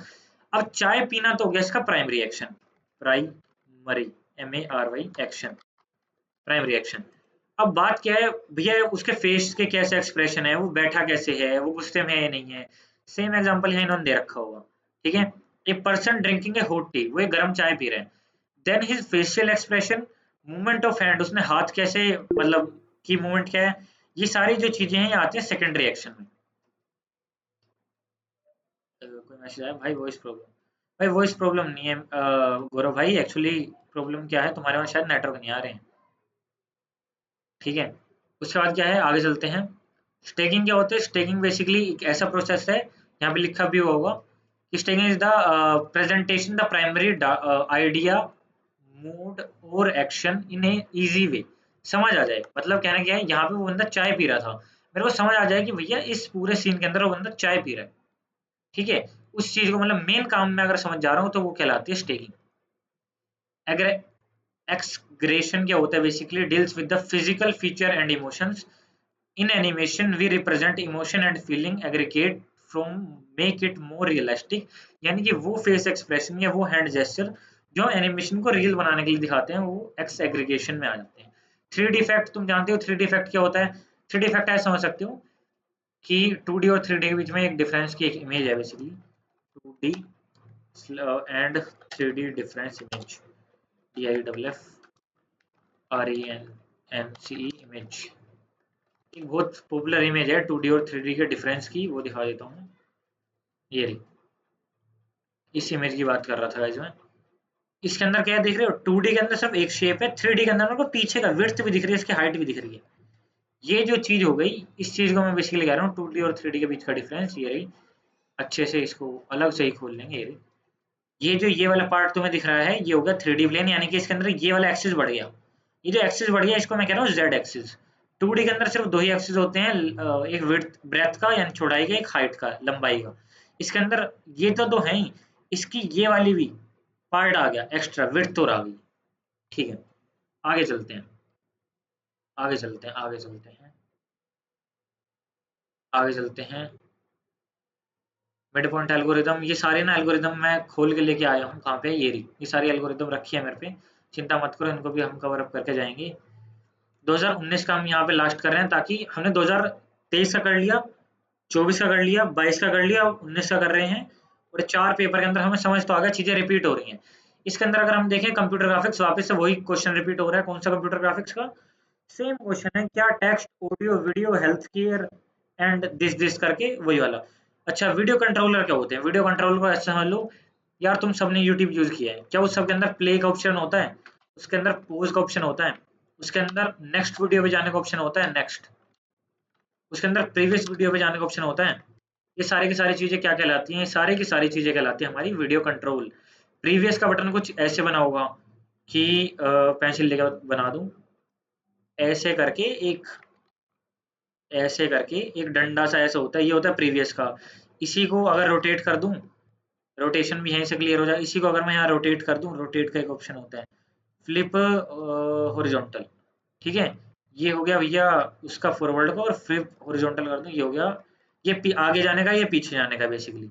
ठीक है। तो ये दो बटन होते हैं यूट्यूब में। एक और बटन होता है यूट्यूब के अंदर, विच इज प्ले या पोज का, ऐसे ऐसे करके वो बटन होता है ना। इस पे अगर क्लिक कर दोगे तो वो ट्रायंगल बन जाता है, ऐसे कुछ ट्रायंगल बन जाता है। ये सारे कुछ वीडियो कंट्रोल्स में आता है, ठीक है। आगे फ्रेम बफर बता चुका हूँ। फ्रेम बफर क्या है? फ्रेम बफर अगर किसी को भी याद हो, मैंने एक डॉट बना के बताया था कि भैया ये होता है फ्रेम बफर, ये रहा। तो भैया एक डॉट है, उसका क्या कलर है, क्या डेंसिटी है, क्या ब्रेथ है, ये सारा का सारा जो डाटा है ये कौन स्टोर कर रखता है? Frame buffer. और भैया ये जो डॉट होता है, ये डॉट इतना सा जो बिंदु होता है, इस चीज को हम कहते हैं पिक्सल। तो यहाँ यही क्वेश्चन पूछ रखा है, what is pixel and what is frame buffer. अच्छा भैया फ्लिकिंग क्या होता है? फ्लिकिंग का बेस्ट एग्जांपल है कि भैया आवाज आ गई, क्या मतलब है, बिजली, हाँ बिजली का एग्जांपल देता हूँ। बादल देखा तुमने? मान लो ये एक बादल है, ये एक बादल है, ये एक बादल है, बादल से भैया बिजली गिरी। एक बेस्ट एग्जांपल दे रहा हूँ, बिजली गिर रही है, ठीक है। तो भैया बिजली पहले गिर जाती है, आवाज बाद में आती है। कभी भी नोटिस करना, साउंड जो है, साउंड बाद में आएगी, साउंड के अंदर डिले होगा, जबकि हमारा क्या है, साउंड के अंदर तो डिले होगा, और जबकि हमारे जो काम है, एनिमेशन जो है, बिजली की जो एनिमेशन है वो पहले आगे चली जाएगी। इस चीज को कह रहे हैं फ्लिकिंग, यानी कि एक चीज बाद में हो रही है और एक चीज हमने बहुत स्पीड में कर दी है। इस चीज को मैं कह रहा हूँ फ्लिकिंग। मल्टीमीडिया क्या है? मल्टीमीडिया के अंदर भैया आ जाता है ऑडियो, वीडियो, जीआईएफ, एनिमेशन, ये सारा चीजें हमारा आ जाता है मल्टीमीडिया के अंदर। ऐसी चीजें जिससे हम लोगों को कुछ मैसेज दे पा रहे हैं, समझा पा रहे हैं, वो सारी चीजें आ जाती हैं मल्टीमीडिया के अंदर। अच्छा भैया ये तो हमने यहाँ से ये भी क्वेश्चन खत्म कर दिया। अब आगे आ जाओ, आगे आ जाओ, नाइन्थ क्वेश्चन इस पे आ जाओ, raster and random scan display. अब गौरव भाई ने एक रास्टर और रैंडम स्कैन डिस्प्ले पे पूरा का पूरा यहाँ क्वेश्चन बना रखा है। तो ये रहा, ये क्या, हाँ सिंपल चीजें यहाँ से देख लेंगे। देखो पहले मैं मेरी लैंग्वेज में समझा देता हूँ, उसके बाद वहां से जाके पढ़ भी लेंगे। रैंडम वर्सेस रास्टर, ठीक है। रैंडम है भैया महंगा, महंगा यानी कि हाई रेट, हाई रेट। वो राष्ट्र है भैया सस्ता, यानी कि चीप रेट, चीप रेट। अच्छा जी, रैंडम के अंदर एक खूबी क्या है, रैंडम के अंदर एक और खूबी है कि भैया इसके अंदर हम ना मॉडिफिकेशन कर सकते हैं, मॉडिफिकेशन इसके अंदर भैया नहीं कर सकते। मेरी बात समझो, सारी अच्छाई रैंडम में है, जो रैंडम की अच्छाई है वही सारी बुराई किसमें आ जाएगी, राष्ट्र में आ जाएगी। यहाँ से पढ़ते हैं। It is a high resolution, भैया इसका हाई है तो इसका क्या होगा, लो होगा। भैया इट इज मोर एक्सपेंसिव, यानी कि ज्यादा महंगा आता है, तो भैया ये महंगा आता है तो ये क्या होगा, ये सस्ता होगा। इसके अंदर मॉडिफिकेशन करना आसान है, तो भैया इसके अंदर क्या होगा, इसके अंदर मॉडिफिकेशन करना टफ होगा। तीन शुरू का पॉइंट समझ आ गए। आगे चलते हैं, फोर्थ पॉइंट क्या कह रहा है, solid fill pattern is tough fill. यहाँ पे है easy fill. Solid fill pattern क्या होता है, हम एक आगे चीज पढ़ेंगे, यहीं से बता देता हूँ, बाउंड्री फिल एल्गोरिदम। आगे एल्गोरिदम पढ़ेंगे हम। बाउंड्री फिल एल्गोरिदम क्या करते हैं, इसके अंदर सिंपल चीज समझना। बाउंड्री फिल एल्गोरिदम के अंदर हम ये करते हैं, एक सर्कल यहाँ है, एक सर्कल यहाँ है, ठीक है। अभी पहले थोड़े से सर्कल बना लेने दो। और एक सर्कल यहाँ है, एक सर्कल यहाँ है, एक सर्कल यहाँ है, ठीक है। अब भैया इसका कलर, इसका जो है कलर, कलर को मैं सी से डिनोट कर रहा हूँ। इसका जो कलर है वो किस चीज पे बेस करेगा, भैया इसका क्या कलर होगा, इसका क्या होगा, इसका क्या होगा, इसका क्या होगा। इन चारों के कलर पे अगर ये वाला पिक्सल जो है बेस्ड है, इसको मैं कह रहा हूँ बाउंड्री फिल एल्गोरिदम, ठीक है। अब इसी के अंदर यहाँ बोल रखा है solid fill pattern is tough. ऐसे ही सारे कलर भरना इसके अंदर तो भैया टफ है, रैंडम के अंदर, इसके अंदर आसान है, easy to fill. Refresh rate depends और रेजोल्यूशन। रिफ्रेश रेट जो क्या होता है, डिपेंड करता है किस पे, रेजोल्यूशन पे। यहाँ रिफ्रेश रेट किस पे डिपेंड करता है, यहाँ करता है पिक्चर पे, does not depend on picture. कहने का मतलब क्या है, अगर मान लो मेरी 50 MB की कोई इमेज है, कोई फोटो है 50 MB की, उस चीज को अगर मैं जूम करे जा रहा हूँ, जूम करे जा रहा हूँ, करे जा रहा हूँ, करे जा रहा हूँ, एक टाइम के आने के बाद ना वो उसके जो पिक्सल है वो फटने लग जाते हैं, हम कह देते हैं ना पिक्सल फट गए। तो बेसिकली वो हो रहा है यहाँ पे क्या, पिक्सल फट रहे हैं, है ना। जूम करने पे अगर वो 50 MB की इमेज है, ठीक है। वहीं दूसरी तरफ अगर वो 10 KB की इमेज है, तो उसको जूम भी नहीं करना होता, उससे पहले उसके पिक्सल फटे होते हैं। वही इन्होंने बता रखा है कि भैया जो रिफ्रेश रेट है वो डिपेंड करता है रेजोल्यूशन में, कितनी बड़ी फोटो है, कितना उसमें जूम इन कर सकते हैं, ये चीज डिपेंड करती है रैंडम में, रैंडम में। भैया ये 10 KB की है, इसमें क्या ही करूंगा, तो ये होगी भैया राष्ट्र चीज। अब राष्ट्र कहाँ यूज होता है और रैंडम कहाँ यूज होता है, एग्जाम्पल भी यहाँ दे रखे होंगे, अगर नहीं दे रखा मैं बता देता हूँ। देखो राष्ट्र जो यूज होता है, राष्ट्र होता है पुराने टीवीज में, ओल्ड टीवी जो आते हैं ना, पुराने जो टीवी आते हैं डब्बे से, ओल्ड टीवी के अंदर ही होता था। रैंडम कहाँ यूज होता है भैया, रैंडम होता है आजकल के मोबाइल फोन में, मोबाइल फोन्स मोबाइल फोन्स में, ठीक है, एलईडीज में, ठीक है। इनफैक्ट एलईडीज का अलग भी मामला है, पर इतनी डिटेल में नहीं जाएंगे, रैंडम हम समझ गए। चार पांच पांच पॉइंट हो गए हैं, उसके बाद आ जाओ, only screen with view on the area displayed, whole screen is displayed. यानी कि कहने का मतलब क्या है, अगर मैंने यहाँ पे खोल के दिखाया तुम्हें कि भैया अगर मैंने खाली वो नोट पैड खोला, तो रैंडम स्कैन में तो सिर्फ नोट पैड ही तुम्हें दिखेगा, है ना। बट रास्टर स्कैन में क्या होगा, अगर मैंने पूरा का पूरा नोट पैड खोला, जो कि सिर्फ इतना ही पार्ट है, इसको मैं यहाँ से उठा लेता हूँ, ये रहा, जो कि इतना ही पार्ट है, बट वो क्या करेगा, वो पूरी की पूरी स्क्रीन दिखाएगा मेरे को, नोट पैड तो दिखाएगा ही दिखाएगा, पूरी स्क्रीन भी दिखाएगा, जैसे कि पुराने पीसी करते थे कि एक एरर आ गया, एरर के साथ साथ पीछे की ब्लू स्क्रीन भी दिखती थी, अगर तुमने ध्यान दिया हो तो। ठीक है, तो वैसे 4-5 पॉइंट हमें यहाँ लिखने थे, वो हम कंप्लीट कर चुके हैं। Okay, explain the rule of animation. Rule of animation और फंक्शन ऑफ एनिमेशन, 5 फंक्शन मैंने बताए थे, कौन कौन से थे, रैपिंग था, है ना, मोर्फिंग था, और कौन सा था, पैनिंग था, जूम इन था, ये सारे के सारे फंक्शन आ जाते हैं इसके अंदर। कहाँ पे ये आ जाते हैं इसके अंदर। Explain the uses of computer graphics, वही सेम चीज चिप क्या आनी है कि एजुकेशन इंडस्ट्री में, हेल्थ केयर इंडस्ट्री में, घूम फिर के वही मामला आ रहा है। अब जितनी भी आगे की चीजें हैं वो सारी की सारी आ जाएंगी थ्योरेटिकल टाइप में, मतलब थ्योरेटिकल विद एल्गोरिथम टाइप में। अब वापस से चालू करते हैं सारा एल्गोरिथम समझना। थ्योरी मेरी तरफ से, अगर तुमने वीडियो देख ली और अब वाली वीडियो देख ली तो खत्म है, ठीक है। अब्बास सर भी आए थे, एक सेकंड, अब्बास सर भी आए थे। This is nice I think भाई, वाओ नाइस वन, चलो ठीक है, बहुत ही बढ़िया, बहुत ही बढ़िया, नाइस। ठीक है, तो अभी हम, अगर तुम्हारे लिए वो हो गया हो, क्या नाम है, कहने का मतलब थ्योरी हमारी तरफ से अभी कंप्लीट है। अगर तुम कहते हो अब प्रैक्टिकल में चालू करता हूँ, थ्योरी में कोई भी चीज़ पूछनी हो अभी कमेंट कर दो, उस चीज़ को अभी अच्छे से ढंग से एक्सप्लेन कर देंगे। हमारे पास है अभी 10 मिनट, हमारे पास अभी है आराम से 10 मिनट, तो प्लीज़ मेरे को कमेंट करके बता दो कि, या फिर हैंड रेज करके बता दो कि भाई ये थ्योरेटिकल पार्ट खत्म हो गया, अब आगे आगे चल ले। ठीक है, डीडीए, डीडीए भी आएगी भाई आगे। ओके, हैंड रेज कर दो एक बार अगर एल्गोरिदम समझाओ। ठीक है, एल्गोरिदम डन है, डन है, डन है, डन है, ठीक है, एल्गोरिदम पे आ रहा हूँ। चलो एल्गोरिदम पे आ रहे हैं, एल्गोरिदम पे चलते हैं। सबसे पहले ना गाइज, सबसे पहले आज हम करना भाई न्यूमेरिकल बताओ, हाँ न्यूमेरिकल ही कर रहे हैं, ठीक है प्लीज, ओके जी ओके, ठीक है, न्यूमेरिकल पे आ रहा हूँ। देखो मैं ना पीवाई क्यूज के भी न्यूमेरिकल करा दूंगा, बट उससे पहले ना थोड़ा सा न्यूमेरिकल समझ लेते हैं क्या चीज है ना। उसके बाद ना पीवाई क्यूज के न्यूमेरिकल तुम फटाफट से निकालने लग जाओगे, सारा काम फटाफट से हो जाएगा। 5 मिनट तसल्ली से पहले समझा लूं कि न्यूमेरिकल है क्या, होता कैसे है, उसके बाद क्वेश्चनों पे आऊंगा, ठीक है।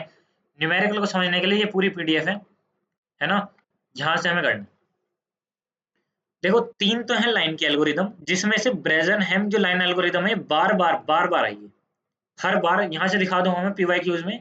अगर मैं तुम्हें एग्जाम्पल भी दिखाऊं ना, तो यहाँ से अगर मैं एक तो ट्रांसलेट की आ गई, और अगर मैं तुम्हें दिखाऊं, ये रहा ब्रेजनहेम लाइन एल्गोरिदम, एक सेकंड, क्वेश्चन नंबर ये रहा 6th क्वेश्चन में, देख रहे हो यहाँ लिखा है ब्रेजनहम लाइन स्ट्रेट लाइन एल्गोरिदम, लिखा है ना, ये रहा ब्रेजनहम स्ट्रेट लाइन एल्गोरिदम। पहला क्वेश्चन है लाइन, वापस से क्या आ गया, ब्रेजनहम लाइन एल्गोरिदम दूसरी बार आ रहा है, ठीक है। ऐसे बहुत सारे क्वेश्चन ना ब्रेजनहम लाइन एल्गोरिदम पे आए हैं, कुछ ट्रायंगल पे आए हैं, है ना। सारे एक एक करके समझेंगे ताकि चीजें क्लियर होती रहें, प्लीज पेशेंस के साथ रखना। डीडीए पे भी आऊंगा, पहले ब्रेजनहम जो मेन है ना, क्योंकि जिस बच्चे को भाई जाना है थोड़ी जल्दी है, तो खत्म करेंगे हम 10 बजे पहले, उस बच्चे को फ्री करना है। ब्रेजनहम लाइन एल्गोरिदम पे आ जाता हूँ सबसे पहले, ठीक है। जो जो मेन चीज है उनको पहले खत्म करा दूं, उसके बाद और चीज उठाएंगे। प्रॉब्लम नंबर 2 आ गई, आ जाओ अब ब्रेजनहम लाइन क्लिपिंग एल्गोरिदम पे। चलो, करना क्या है, करना ये होता है कि सबसे पहले ना प्रॉब्लम नंबर 1 पे ऐसे आपको ना प्रॉब्लम दी होगी, ऐसी प्रॉब्लम दी होगी जिसके अंदर क्या होगा, 2 पॉइंट ये दे रखे होंगे, 2 पॉइंट ये दे रखे होंगे हर एक क्वेश्चन में। एग्जाम्पल दिखा देता हूँ क्वेश्चन का। क्वेश्चन का एग्जांपल यहाँ देख लो। ये रे, एक दे रखा है 10 और 12, एक दे रखे हैं 15 और 15, 2 पॉइंट दे रखे हैं। ऐसे ही सिमिलर यहाँ क्या है, यहाँ पे भी 2 पॉइंट दे रखे हैं 9 और 18, और क्या दे रखे हैं 14 और 22, 2 पॉइंट दे रखे हैं। सबसे पहला अब हमारा काम क्या होता है, मैं ना ये पॉइंट है ना दोनों लिख लेता हूँ, और तुम्हें ना वहां जाकर कराऊंगा, फिर यहाँ से मैच करवा दूंगा, ठीक है, ताकि तुम्हें यार यकीन तो रहे कि भाई जो करा रहा है सही करा रहा है, कुछ उल्टा सीधा नहीं कर रहा। ठीक है, ये दोनों चीजें हैं। और मेरे को क्या करना है, मेरे को बस यहाँ से स्टेप फॉलो करने हैं। पीडीएफ तुम्हें ऑलरेडी प्रोवाइड करवा दी गई थी एक बार, वापस से मैं एक बार ग्रुप में और भेज दूंगा ये वाली, ठीक है। करना क्या होता है कि भैया, दो आपको ना ये पॉइंट्स दिए होते हैं, एक स्टार्टिंग और एक एंडिंग, जो कि हमारे पास हैं ऑलरेडी। स्टेप वन क्या होता है, एंडिंग में से, देख रहे हो, एंडिंग वाले में से स्टार्टिंग वाले को माइनस कर दो। यहाँ लिखा है, क्या लिखा है कि एंडिंग वाले में से स्टार्टिंग वाले को माइनस कर दो, कर देते हैं जी।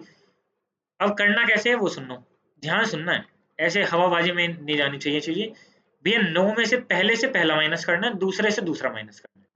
यूं ना हो कि पहले से आखिरी वाला माइनस करो, ऐसे नहीं, पहला इसका है तो पहला ही इसका है, समझ गए। तो यानी कि हमें 14 में से 9 माइनस करना है, दूसरे आखिरी वाले से ये माइनस करना है। 14 में से 9 गए तो क्या बचे भैया, 5 आ गया। अच्छा भैया 22 में से 18 गए तो क्या बचा भैया, 4 आ गया, 4 आ गया, ठीक है। तो ये तो भैया बन गया एक्स, और ये बन गया भैया वाई। ध्यान सुनना, ये इसको बोलते हैं डेल्टा एक्स, और इसको बोलते हैं भैया डेल्टा वाई।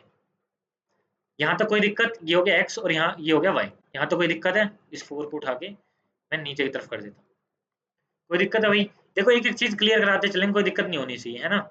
एक्स और वाई, ये क्या है, हमारे साथ श्री रघुनाथ तो किस बात की चिंता है, नहीं, ठीक है, ठीक है, ठीक है। चलो चलो कंटिन्यू करते हैं। पॉइंट क्या थे, पॉइंट ये थे कि भैया 5 और 4 आ गया। अब मैं तुम्हें दिखा देता हूँ भाई, ये 5 और 4 आ भी रहा है या नहीं आ रहा। क्वेश्चन नंबर 1 है, ये दो पॉइंट थे, स्टेप 1 के अंदर 5 आ रहा है और 4 आ रहा है, कैसे करा इसने वो भी देख लो। 14 माइनस 9, 22 माइनस 18, सेम हमने करा था, 14 माइनस 9, 22 माइनस 18। कोई भी चीज गलत नहीं पढ़ा के जाऊंगा यार, थोड़ा सा पेशेंस के साथ यकीन रखना। मैं लास्ट में आंसर दिखा दूंगा, मेरे को यहाँ फोकस करना, ठीक है। भैया हमारा डेल्टा एक्स निकल गया, डेल्टा वाई निकल गया, डेल्टा एक्स निकल गया, डेल्टा वाई निकल गया, जो कि हमारे पास है 5 और 4। सेकंड चीज क्या करते हैं, हम निकालते हैं पी के। क्या निकालते हैं, पी के, ध्यान रखना है, क्या निकालते हैं, पी के, पी और छोटा सा नीचे के, यूं ना हो कि बराबर ही इसी के साइज का के बना दो, ऐसा नहीं, पी और छोटा सा के, क्योंकि ये इसका बेसिकली सब पार्ट है के, ठीक है। पी के का एक फॉर्मूला होता है, थोड़ा ध्यान रखना पड़ेगा, 2 del y minus del x. क्या होता है पीके का फॉर्मूला, 2 डेल वाई, देखो क्या निकला है, ध्यान से देखना, डेल वाई निकला 4, यानी कि 2 मल्टीप्लाई 4 माइनस डेल एक्स, क्या है डेल एक्स हमारे पास 5, तो यानी कि 5। अच्छा जी, 4 माइनस 2, यहाँ लिखा है ना delta minus 2 multiply delta y minus delta x, तो यहाँ हमने कर दिया 4 मल्टीप्लाई 2 यानी कि 8, 8 माइनस 5 अगर हम कर देंगे तो क्या आ जाएगा भैया, आ जाएगा 3। क्या आ गया, पीके की हमारी वैल्यू क्या आ गई भैया, 3। सारा खेल इस पीके पर डिपेंड करता है मेरे छोटे भाई, या बड़े भाई, ध्यान रखना। अगर ये जो पीके है ये आता है प्लस के अंदर, तो हम कोई और फॉर्मूला लगाएंगे, और अगर ये आता है माइनस में तो कोई और फॉर्मूला लगाएंगे। सिंपल ये है, ये कहानी है, ठीक है। अब दोनों फॉर्मूले बता देता हूं मैं, और डायरेक्ट मैं अब चीज पे चलता हूं जो हमें समझनी है, ठीक है। अगर पीके आता है माइनस में, माइनस, अगर ये -3 होता, जो कि है नहीं, तो हम लगाते ये वाला फॉर्मूला। अब ये +3 है तो हम लगाएंगे ये वाला फॉर्मूला, और ये फॉर्मूला बार बार लगेगा, तो इस चीज को थोड़ा सा ध्यान रखना है। अच्छा फॉर्मूला क्या है, फॉर्मूला है कि भैया अब हम ना पीके की वैल्यू को चेंज करते हैं, उसका नाम देते हैं हम pk+1। ये पीके की वैल्यू तो ये थी, अब मैं पीके की नई वैल्यू निकाल रहा हूँ, जिसका नाम मैं रख रहा हूँ pk+1, जिसकी वैल्यू होगी क्या, जिसकी वैल्यू होगी पीके पुराने वाला क्या था, 3, 3, ठीक है। प्लस कर दो 2 del y minus 2 del x, यानी कि प्लस कर दो 2 मल्टीप्लाई 4, यानी कि 2 डेल वाई, डेल वाई की वैल्यू 4 थी ना, ये रही 4, तो 2 मल्टीप्लाई बाय 4, और आगे क्या लिखा है माइनस 2 डेल एक्स, यानी कि माइनस लगाऊंगा 2 मल्टीप्लाई बाय 5। फॉर्मूले रटने हैं, कुछ भी नहीं है, और कुछ भी नहीं है। यहाँ लिख देंगे 3 प्लस 8 माइनस 10, आगे क्या आ जाएगा 11 माइनस 10, यानी कि जो आंसर आएगा वो क्या आएगा, वो आएगा 1। अब ये क्या होगी, अब ये पीके+1 की वैल्यू नहीं, अब ये पीके की वैल्यू हो गई। अब ये देखेंगे पॉजिटिव है या नेगेटिव है। अगर ये पॉजिटिव होगा तो वापस से ये फॉर्मूला लगाएंगे, अगर भैया ये नेगेटिव होता तो वापस से ये वाला फॉर्मूला लगाते। मैसेज आया था आई थिंक। भाई 2x पर पढ़ा, ओके। भाई तो अच्छा पढ़ा रहे हैं, हाँ ठीक है, थैंक यू ब्रदर। 2x पे तो मैं करा दूंगा, बट ये थोड़ी एल्गोरिदम 5 मिनट दे दो पहले, ऊपर ऊपर से समझ लो, उसके बाद स्पीड ही पकड़ेंगे आराम आराम, ठीक है। अब देखो ये एक वैल्यू निकली थी, कौन कौन सी, ध्यान देना। ये निकली थी 5 और 4, ये निकली थी। ये डेल एक्स था और ये डेल वाई थी। और हमें स्टार्टिंग में क्या दे रखा था, 9 और 18। हमें 9 और 18 को लेके जाना था कहाँ पे, 14 और 22 के पास, ठीक है, 14 और 22 पे लेके जाना था। तो भैया हमने डेल, ये तो समझ लिया पीके कैसे निकलता है। पीके तो डायरेक्ट बाय फॉर्मूला है भैया, अगर प्लस आ जाए तो ये वाला डाल दो, जीरो से बड़ी वैल्यू आ जाए तो ये वाला फॉर्मूला डाल दो, जीरो से छोटी वैल्यू आ जाए तो ये वाला फॉर्मूला डाल दो। फॉर्मूले हैं और कुछ नहीं है। अब साथ में अगर जीरो से छोटी वैल्यू है तो खाली एक्स को बढ़ाना है। यानी कि यहाँ थे ना 9, और क्या थे, 9 क्या था और क्या था, अगर मैं क्वेश्चन पेपर में जाऊं तो 9 था, और क्या था, और था, बैक टू कंटेंट, ये रहा, 9 था और 18 था। चलो यहीं करा देता हूँ भैया, 9 था और 18 था, है ना। अगर पीके की वैल्यू क्या थी, पॉजिटिव आती है, बार बार पॉजिटिव ही आ रही है, तो हम एक एक्स में प्लस करेंगे, एक वाई में प्लस करेंगे, यानी कि ये हो जाएगा 10 और ये हो जाएगा 19, ठीक है। अगर अगली बार क्या आई थी, ये तो आई थी पहले, तो पीके की वैल्यू 3 आई थी, उसके बाद क्या आई 1 आई थी, अभी हमने निकाली थी, वापस इसमें प्लस करेंगे एक, यानी कि 11 और 20, ठीक है। अब कल को मान लो पीके की वैल्यू आ जाती है -2, है ना, -2 आ गई, तो अब हम क्या करेंगे, खाली एक्स के अंदर प्लस करेंगे, यानी कि जो एक्स की करंट वैल्यू थी यानी 11, उसको तो कर दूंगा 12, और y की जो वैल्यू थी 20, उसको 20 की 20 ही रहने दूंगा। ये खेल करना है बस, इतना ही खेल है प्रेजेंट लाइन एल्गोरिदम का, एल्गोरिदम खत्म है, ठीक है। अब करना क्या है, अब करना नहीं है, डायरेक्ट क्वेश्चन पे चल रहा हूँ, क्वेश्चन दिखाऊंगा और करा दूंगा। भाई ये दोबारा बताओ, ओके जी दोबारा बता देते हैं, ऊपर ऊपर से लिटिल लिटिल एक काम करते हैं, ये करते हैं, क्वेश्चन के अंदर समझ आ जाएगा, क्वेश्चन करते हैं, चलो अब। 9 और 18 दे रखा था और यहाँ दे रखा 14 और 22, इस 9 और 18 को मेरे को 14 और 22 तक लेके जाना है, यानी कि 9 बन जाए 14 और 18 बन जाए 22, ठीक है।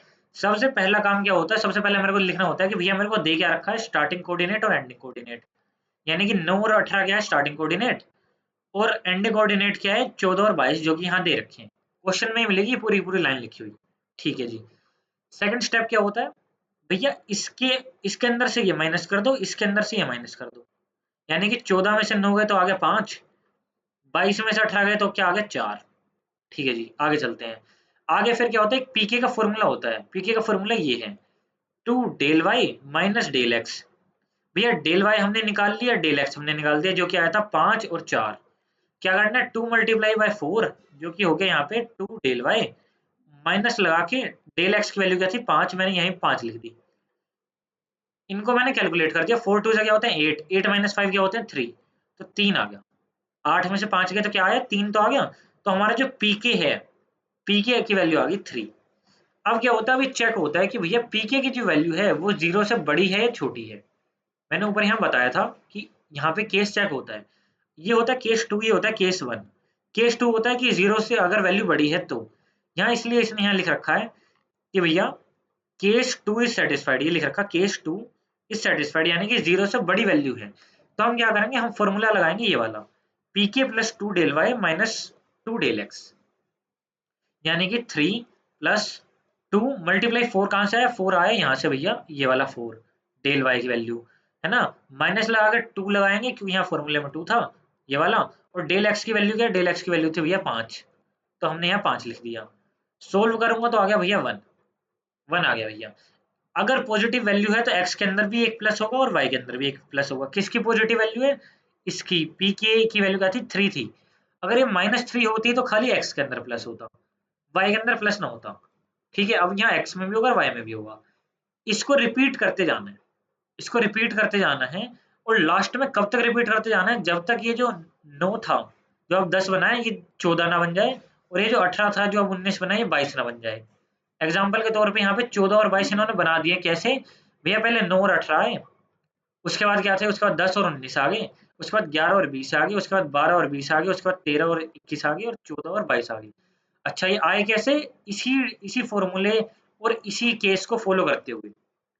केस कौन सा है? केस हम बता चुके हैं भाई, ये 2 केस लगेंगे, ये फॉर्मूले हैं, लगाते जाओ आंसर निकालते जाओ, और निकालते निकालते ये सारे हमारे पास पॉइंट आ जाएंगे, पॉइंट आ जाएंगे। अब क्या करना है, इसमें देखना है सबसे हाईएस्ट पॉइंट कौन सा है। मैंने देखा भाई इनके अंदर तो हाईएस्ट पॉइंट है भैया कितना, 22 है, और इसके अंदर हाईएस्ट देखा भैया मैंने 14 है। ठीक है, तो भैया इसको इसको तो मैंने ले लिया 15, 14 से एक बड़ा मैंने 15 ले लिया, इसको मैंने 25 ले लिया, और जो जो पॉइंट आए थे 9 18 थे ना, तो भैया 9 को मैं ढूंढूंगा, 9 कहाँ है, 18 यहाँ से 9 ढूंढूंगा, यहाँ से 18 ढूंढूंगा, यहाँ एक जाके पॉइंट लगा दूंगा। आगे देखता हूँ आगे क्या था। आगे मान लो 14 और 22 है, तो भैया मैंने 22 यहाँ कहीं होगा ये वाला, 14 यहाँ कहीं होगा ये वाला, पॉइंट लगा दिया, इन सारे पॉइंटों को मिला दिया, एक ग्राफ बन गया। यही क्वेश्चन है, खत्म हो जाता है, इतना ही क्वेश्चन है। ब्रेजन लाइन एल्गोरिदम के इसी के नंबर मिल जाएंगे। अच्छा जी, अब इस ब्रेजन लाइन एल्गोरिदम को भाई मतलब पीके की वैल्यू पॉजिटिव है तो एक्स एंड वाई दोनों में इंक्रीमेंट होगा। हाँ, अगर पीके की वैल्यू नेगेटिव है तो सिर्फ एक्स में इंक्रीमेंट होगा, बिल्कुल करेक्ट। ठीक है, अब करना क्या है भाई, करना ये है एक छोटा सा टास्क, अभी नोट कर लो, ये वाली पीडीएफ ना पीवाई क्यूज की 2023 का पेपर है, लिख लेना, नोट के आसपास लेके बैठना। 2023 का पेपर है, क्वेश्चन नंबर 6, जो स्टेप बताए थे इसके अंदर, ये जो मैंने अभी स्टेप बताया कि भैया पीके की वैल्यू पॉजिटिव है नेगेटिव है, हवा में नहीं करनी है भाई, करके देखना है। तो 6th वाला क्वेश्चन खुद से एक बार ट्राई कर लेना। 7th वाला क्वेश्चन अगर हो सके तो ट्राई ना भी करना, क्यों? क्योंकि ये सर्कल का है, ये अभी कराऊंगा, है ना। ये वाला हो गया। अब आ जाओ सर्कल पे, ब्रेजनहेम सर्कल का लास्ट में दे रखा है, वो भी खोल लेता हूँ मैं। ब्रेजनहेम सर्कल के लास्ट वाले में आ गया, ब्रेजनहेम सर्कल, ये रहा, यहाँ अगर आ रखा होगा, ये रहा, लिखा है ब्रेजनहेम सर्कल एल्गोरिदम। ऊपर वाली हमने पढ़ी थी सर्कल की जगह बस लाइन था, यहाँ आ गया सर्कल, कंफ्यूज मत होना। सर्कल वाली में क्या होता है, सर्कल वाले के अंदर मैं तुम्हें क्वेश्चन दिखा देता हूँ पहले। क्वेश्चन क्या होता है कि भैया दो तो पॉइंट दिए जाते हैं और एक रेडियस दिया जाता है। अच्छा भैया दिखाओ, देखो 2 पॉइंट दिए जा रहे हैं, 0 0 पॉइंट है और एक रेडियस है 8। अच्छा दूसरी बार दिखाओ भैया, दूसरा पॉइंट है, एक बार दिखा दो क्वेश्चन। दूसरा क्वेश्चन ये है, क्वेश्चन नंबर 2, 2 पॉइंट दिए हुए हैं, एक रेडियस दिया हुआ है। सेम क्वेश्चन यहाँ दे रखा है 7th में। कैलकुलेट क्या करना है, दो ये वाले पॉइंट दिए हुए हैं और एक रेडियस दिया हुआ है 4 दिया हुआ है। ये मैं कराता हूँ, ठीक है, वो वाला तुम्हें करना है, छठा सातवां करना है। ये कर लोगे और एक और कराऊंगा, तुम्हारी भाई एल्गोरिदम खत्म है, इससे बाहर का भगवान ना करे आए, पर आ गया तो देखो कुछ कह नहीं सकते कि सारी एल्गोरिदम पॉसिबल नहीं है, हो ही नहीं पाएंगे। ठीक है, चीज समझते हैं। अच्छा भैया जो दिया हुआ होता है ना, 4 और 5, इसका एग्जाम्पल लेके बता देता हूँ। देखो 4 और 5 दिया हुआ है, तो 4 और 5 में यहाँ लिख लेता हूँ, नीचे आता हूँ, या सारा इसको डिलीट कर दो, नीचे रख दो, यहाँ इसको डिलीट कर दो, यहाँ लिख दिया भैया 4, यहाँ लिख दिया भैया 5। ठीक है, कोई message, I hope so. Okay, starting point 4 और 9, चलो 4 और 9 ले लेते हैं, चलो तुम्हारी मान ली, 4 और 9 ले लेते हैं भैया। ठीक है, स्टार्टिंग पॉइंट होगी 4 और 9, करना क्या, और रेडियस, रेडियस से बता दो रोशन भाई, रेडियस क्या लें, एक पॉइंट बता दो अपने मन में जो भी आ रहा है रैंडम, एक नंबर बता दो, एक सिंगल नंबर, वन डे। भाई मैं तो बस बना 5, चलो 5 आ गई, चलो ठीक है, रेडियस आ गई भैया 5। ठीक है, करना क्या है, 4 और 5 पॉइंट है और ये है रेडियस, इसको आर लिख देता हूँ। अब स्टार्टिंग में हम क्या करते थे, हमारे पास 2 पॉइंट होते थे, एक मान लो ये 4 और 9 है, लाइन वाले की बात कर रहा हूँ, और दूसरे मान लो यहाँ होते थे 8 और 12, ऐसे 2 पॉइंट होते थे। भैया उसका तो पहला स्टेप ये था कि 8 में से 4 माइनस करना और 12 में से 9 माइनस करना है। इसका पहला स्टेप क्या होगा, क्योंकि इसके अंदर ये 2 तो दे नहीं रखे, इसका पहला स्टेप होगा भैया डेल एक्स की वैल्यू जो होगी वो हमेशा हमेशा के लिए पहले स्टार्टिंग में 0 होगी। ठीक है, और जो डेल वाई की वैल्यू होगी भैया वो हमेशा के लिए स्टार्टिंग में आर होगी, आर। आर क्या है हमारे पास, आर हमें दे रखा है, तुमने बताया था भैया रेडियस लेना है 5, तो इसकी वैल्यू क्या होगी 5, इसकी वैल्यू क्या होगी 5 हो गई। ठीक है, आगे चलते हैं, 5 हो गई। तो भैया ये हमें पता चल गया कि हमने एक्स की तो हमेशा 0 वैल्यू लेनी है और आर की क्या, वाई की क्या लेनी है, हमेशा आर लेनी है। ठीक है, स्टेप नंबर 2, पी के का इसके अंदर फॉर्मूला अलग है, यहाँ पी 0 लिख रखा है, या तो 0 लिख लो या के लिख लो, तुम्हारी मर्जी है। ठीक है, पर पी के का फॉर्मूला यहाँ थोड़ा अलग है, फॉर्मूला ही बदलेगा और कुछ भी नहीं बदल रहा, सारे स्टेप सेम है। फॉर्मूला है 3 - 2 मल्टीप्लाई आर, यानी कि 3 - 2 मल्टीप्लाई बाय, तुमने आर बताया था 5, तो भैया 5 ले लिया, तो 3 - 10, यानी कि हमारा जो आया है वो आया -7। ये क्या है हमारा, या तो पी के लिख लो या पी जीरो लिख लो, मैं यहाँ पी के लिख रहा हूँ। ठीक है जी, आगे चलते हैं। स्टेप 3 क्या है? स्टेप 3 भैया वही कि भैया ये जो पी की वैल्यू आई है, अगर ये पॉजिटिव आई है तो भैया ये वाले स्टेप डालो नीचे वाले, अगर भैया ये नेगेटिव आई है तो ये वाले स्टेप डालो। चीज वही है, फॉर्मूले इसमें थोड़े बड़े हो गए हैं बस। यहाँ पे लिख दिया पी के plus 4 multiply x plus 1 plus के, ये थोड़ा भारी फॉर्मूला कर दिया है बस। कुल मिला के बात घूम फिर के यही आएगी कि पी के की वैल्यू जो भी आई है उस पे ये दो फॉर्मूले लगेंगे, ये रटने पड़ेंगे। ना रटो तो एक बार पीडीएफ देख जाना बस कि भैया क्या है, साथ वाला फॉर्मूला बता ही देगा। ठीक है, आगे चलते हैं। आगे क्या है, इसके एग्जांपल देख लो। एग्जांपल 10-10 वाला दिखाता हूँ, उससे थोड़ा आसानी से समझ आएगी। हाँ, 10 और 10 पॉइंट थे और रेडियस था 10। ठीक है, तो भैया 0 ले ली और रेडियस जो 10 था y की वैल्यू वो ले ली। फॉर्मूले में चीजें पुट कर दी, आंसर आ गया -17। -17 आ गया तो केस 1 हो गया सेटिस्फाइड, इसके अंदर फॉर्मूला लगाया, अब आ गया -7। वापस से कोई फॉर्मूला लगेगा, वापस कोई पॉइंट आएंगे तो पॉइंट ये निकल के आएंगे। यहाँ दे रखे हैं भाई 0 से 10, 1 से 10, 2 से 10, 3 से 9, 4 से 9, फिर आएंगे 5 से 9। और ये कब तक चलाना है मेरी बात सुनना। वहां तो हमारा क्या था, वहां तो हम यूं चलाते थे भैया, एक 9 था और एक भैया 14 था। जब ये 9 जो है 14 के इक्वल हो जाए और जो 18 जो है वो 22 के इक्वल हो जाए, तब भैया रुक जाना। इसके अंदर क्या है कि जब x की वैल्यू y के या तो इक्वल हो जाए या x की वैल्यू y से बड़ी हो जाए, बड़ी, तो रुक जाओ। ठीक है, तो यहाँ पे देखो 6 और 7 आ गया, अगले वाले स्टेप में आंसर आ रहा होगा 7 और 7, तो ये रुक गए। बात समझ गए, 7 और 7 क्या हो गए, इक्वल हो गए। आगे वाला होता है x और पीछे वाला होता है y। ठीक है, आगे वाला होता है x और पीछे वाला होता है भाई भाई थोड़ा जल्दी जल्दी पढ़ाओ, कल से पनवेल निकलना है। ओके जी।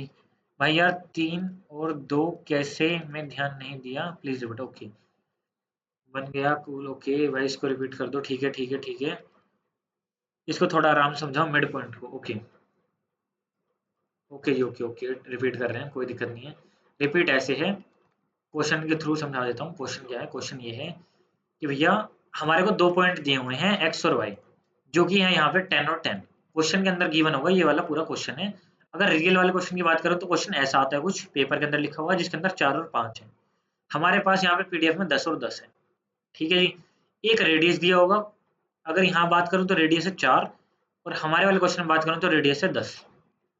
तुम 4 के साथ ट्राई करना, मैं 10 के साथ ट्राई कर रहा हूँ, बस इतना ही फर्क है। ठीक है, एक्स की जो वैल्यू होगी स्टार्टिंग में वो हमेशा 0 होगी, हमेशा। किसके अंदर, सर्कल में, ब्रेजेहेम सर्कल एल्गोरिदम में एक्स की जो वैल्यू है हमेशा 0 होगी, और y की जो वैल्यू होगी वो हमेशा r के बराबर होगी, यानी कि रेडियस के बराबर, जो कि दे रखा है हमें यहाँ 10 दे रखा है, तो मैं यहाँ पे 4 दे रखा था। ठीक है जी, तो y की वैल्यू क्या होगी, रेडियस के बराबर होगी। आगे चलते हैं। उसके अंदर ना एक पीके का फॉर्मूला था, इसमें लाइन वाले में किसी को ध्यान हो, वो था 2 डेल वाई, उल्टा triangle, sorry, del y minus del x, ऐसा करके कुछ फॉर्मूला था पीछे लाइन वाले में। इसके अंदर जो फॉर्मूला है वो फॉर्मूला आ जाएगा ये, इसके अंदर जो फॉर्मूला आ जाएगा वो आ जाएगा भैया ये। एक सेकंड, मैं इसको यहाँ से कॉपी पेस्ट मार देता हूँ। मैं कॉपी नहीं करके लाया, कंट्रोल सी, और यहाँ जाओ और कर दो कंट्रोल वी। कॉपी नहीं हो रहा है, कंट्रोल सी और कंट्रोल वी। ठीक है, ये आ गया है, इसको डिलीट कर दो, इसको डिलीट कर दो। तो ये आ गया भैया सर्कल वाले का फॉर्मूला। सर्कल वाले के फॉर्मूला में क्या भैया, 3 तो 3 रहेगा, -2 तो हमेशा -2 ही रहेगा। रेडियस की जगह तुम लिखोगे यहाँ पे 4, क्योंकि तुम्हें 4 दे रखा है, मेरे को यहाँ 10 दे रखा है, तो मैं 10 लिखूंगा। तुम्हें 4 कहाँ दे रखा है भैया, ये दे रखा है रेडियस 4। ठीक है, मेरे को यहाँ 10 दे रखा है तो मैंने 10 लिख दिया, तो अब मेरा आंसर है -17, तुम्हारा कुछ और आएगा। अब भैया ये जो भी आएगा पॉजिटिव या नेगेटिव, इसके बेस पे हम क्या करते हैं, हम देखते हैं ये दो केसेस। अगर भैया ये माइनस में आया तो ये फॉर्मूले लगा दो, प्लस में आया तो ये फॉर्मूले लगा दो। हमारा माइनस में आया तो मैं ये वाला फॉर्मूला लगाऊंगा, और जैसे ही मैं ये वाला फॉर्मूला लगाऊंगा तो क्या होगा, एक मेरे पे वैल्यू निकल के आएगी जो कि होगी -7। अब -17 से हटके जो नई वैल्यू आई है वो आई है मेरे पे -7। इसको चेक करूंगा कि भैया ये नेगेटिव है या पॉजिटिव है। नेगेटिव है तो कोई और फॉर्मूला, पॉजिटिव है तो कोई और फॉर्मूला, उसी के ऊपर जो अभी जाके दिखाया मैंने, वहीं से वो फॉर्मूले लगते लगते लगते लगते कुछ पॉइंट आएंगे हमारे पास। ये सारे पॉइंट ऐसे ऐसे लिख दो। अच्छा, ये वाले पॉइंट छोड़ देना, ये तुम्हारा मतलब की चीज नहीं है, ये वाले पॉइंट लिखने हैं। ये पीडीएफ के अंदर थे ऑलरेडी, तो यहाँ से ये वाले पॉइंट लिखने हैं जो आएंगे। और कब तक लिखने हैं, जब तक ये 6 और 7 जो है ना, ये 7 और 7 नहीं हो जाते। देखो ध्यान सुनना, 3 1 था, 2 था, 3 था, 4 था, 5 था, 6 था। अगले स्टेप पे क्या हो जाएगा? 7 हो जाएगा। तो 7 और 7 इक्वल हो गई। या फिर ये वाला जो ये साइड वाला पार्ट है ना, लेफ्ट साइड वाला, ये बड़ा हो जाए इस 7 से, यानी कि ये 8 हो जाए, 9 हो जाए, 10 हो जाए, कोई फर्क नहीं पड़ता। इस वाली साइड से बड़ा हो जाए, तो हमें रुक जाना है, वरना तब तक ये एल्गोरिदम चलती रहेगी और ये हमारे पास आंसर आ जाएगा। इतना ही करना था। ओके ओके, वन मोर, हाँ हाँ हाँ। ये न्यूमेरिकल वाली पीडीएफ शेयर होगी ग्रुप पर?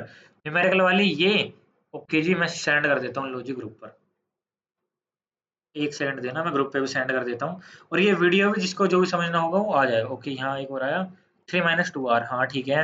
मतलब x में इंक्रीमेंट होगा ही, हाँ x में तो होना ही होना है। y के अंदर तभी होगा जब तुम्हारी वैल्यू जो है पॉजिटिव है। भाई वाईटी पर आएगी वीडियो, हाँ डाल दूंगा भाई, रिकॉर्ड कर रखी है, मतलब चल रही है रिकॉर्डिंग। और इतने सारे मैसेज आए पड़े हैं यार व्हाट्सएप पे, थोड़ा तो यार भाई को बख्श दो, ऐसे मत करो यार।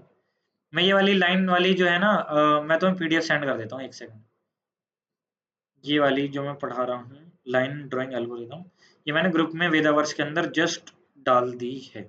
ठीक है भाई, आ गई है, गई। ठीक है, मेरी तरफ से यहाँ पे खत्म हो गया है। और इसी के अंदर से भैया पेपर आएगा। पेपर और बाहर नहीं आ रहा। पेपर के अंदर मेन जो इंपॉर्टेंट क्वेश्चन है वो मल्टीमीडिया आ सकता है, कंप्यूटर ग्राफिक्स आ सकता है, ड्राइंग एल्गोरिदम में हो गया।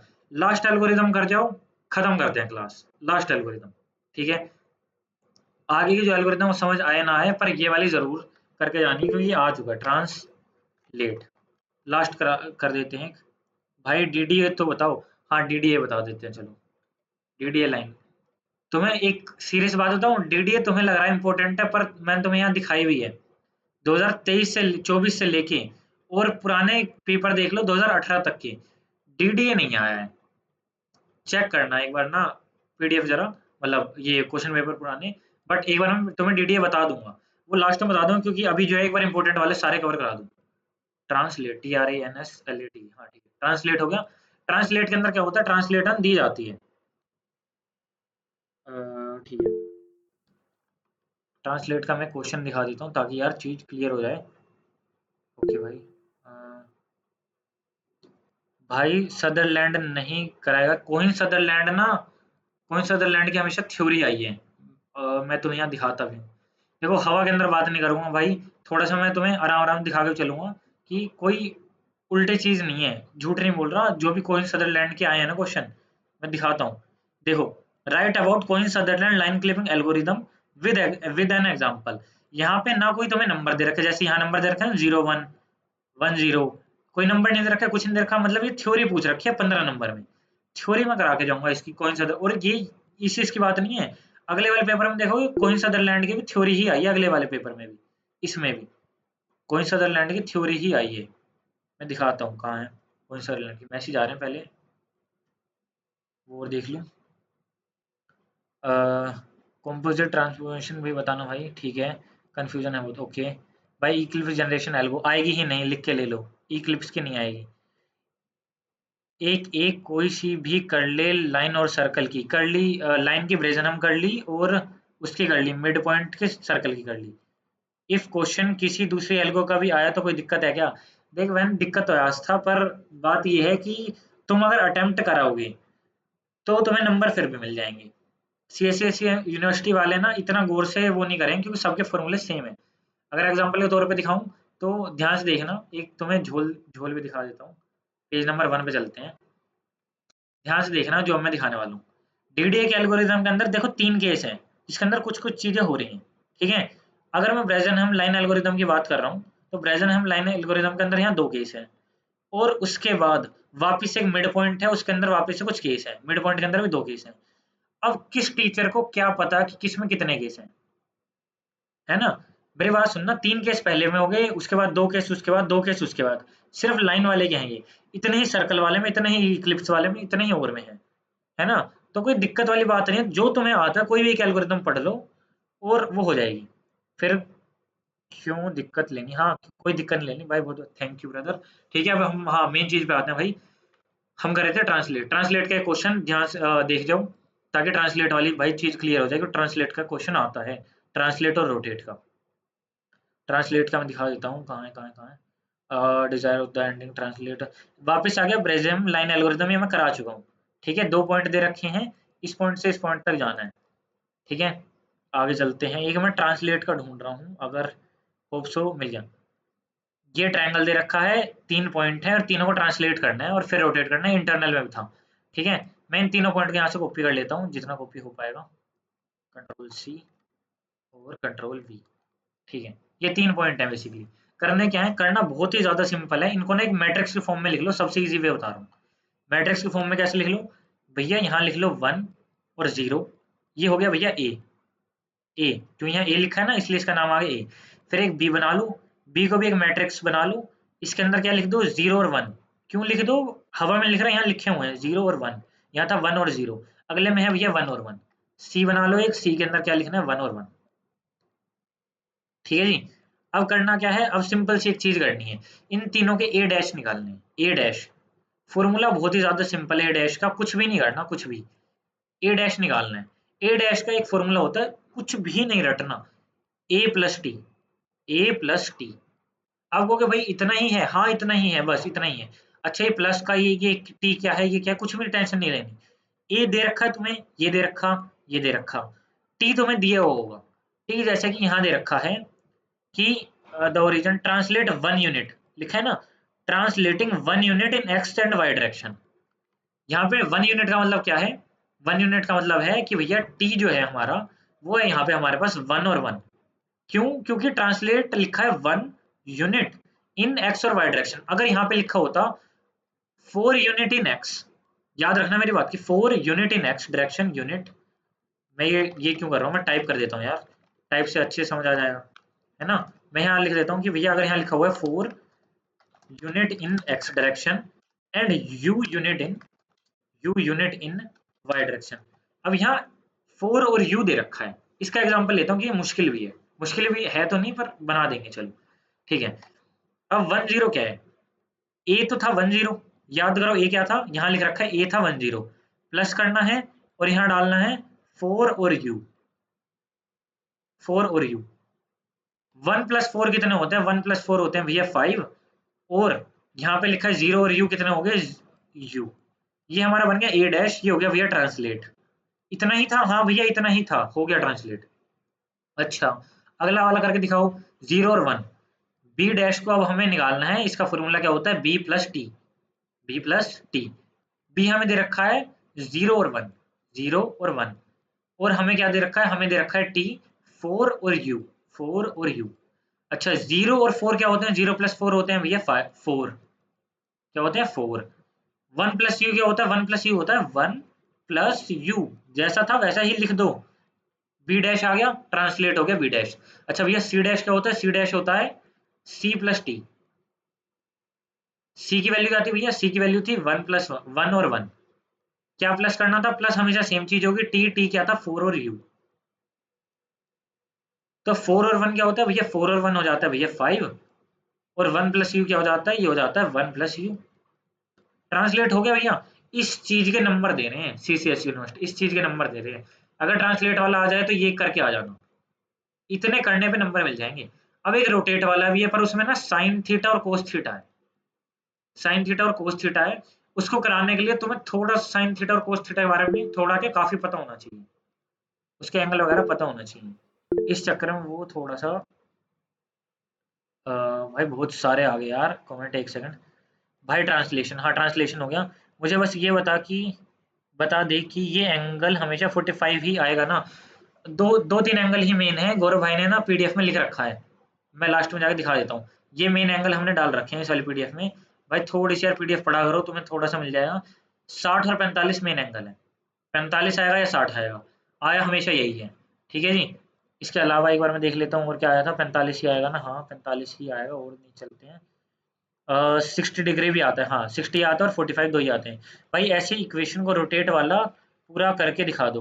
रोटेट वाला कर देते हैं चलो, बट पहले उसके पहले ना कोइन सदरलैंड कर देता हूँ, ताकि कोइन सदरलैंड भी फिर यूं ना कहो कोइन सदरलैंड रह गया। सर रोटेट वाले में क्लॉकवाइज और एंटी क्लॉकवाइज में प्रॉब्लम है। भाई बहुत ही इजी है, मेन कंफ्यूजन है, और एंटी क्लॉकवाइज कौन सा फॉर्मूला और क्लॉकवाइज में कौन सा लगेगा, जहाँ देखो वहाँ अलग अलग दिख रहा है। सबसे ईजी है वही बता दूंगा। बहुत कंफ्यूजन है, ये लास्ट वाला है क्या भाई? दोबारा बता दो। ओके, कंफ्यूजन हो रही है। खाना खाया भाई भाई या नहीं? चेतन भाई थैंक यू। तो फिर 60 डिग्री वाले का क्या फॉर्मूला है? देखो 60 डिग्री वाले का बता देता हूँ। 60 डिग्री वाले का पहले फॉर्मूला सुन लो। अगर ना 60 डिग्री वाले कोई फॉर्मूला नहीं है, मतलब डिग्री वाले का फॉर्मूला बताता हूँ। 45 और 60 दोनों अभी कवर कर लेते हैं साथ के साथ ही। 45 डिग्री और 60 डिग्री। 60 डिग्री। अब इसके लिए ना मैंने तुम्हें कहा था साइन और कोस आने चाहिए, बस थोड़ा सा पेशेंस के साथ ध्यान सुनना, साइन और कोस आने चाहिए। अगर 45 डिग्री दे रखा है और दे रखा है भैया क्लॉकवाइज, दे रखा है भैया क्लॉकवाइज, चलो सी के वाइज, ठीक है।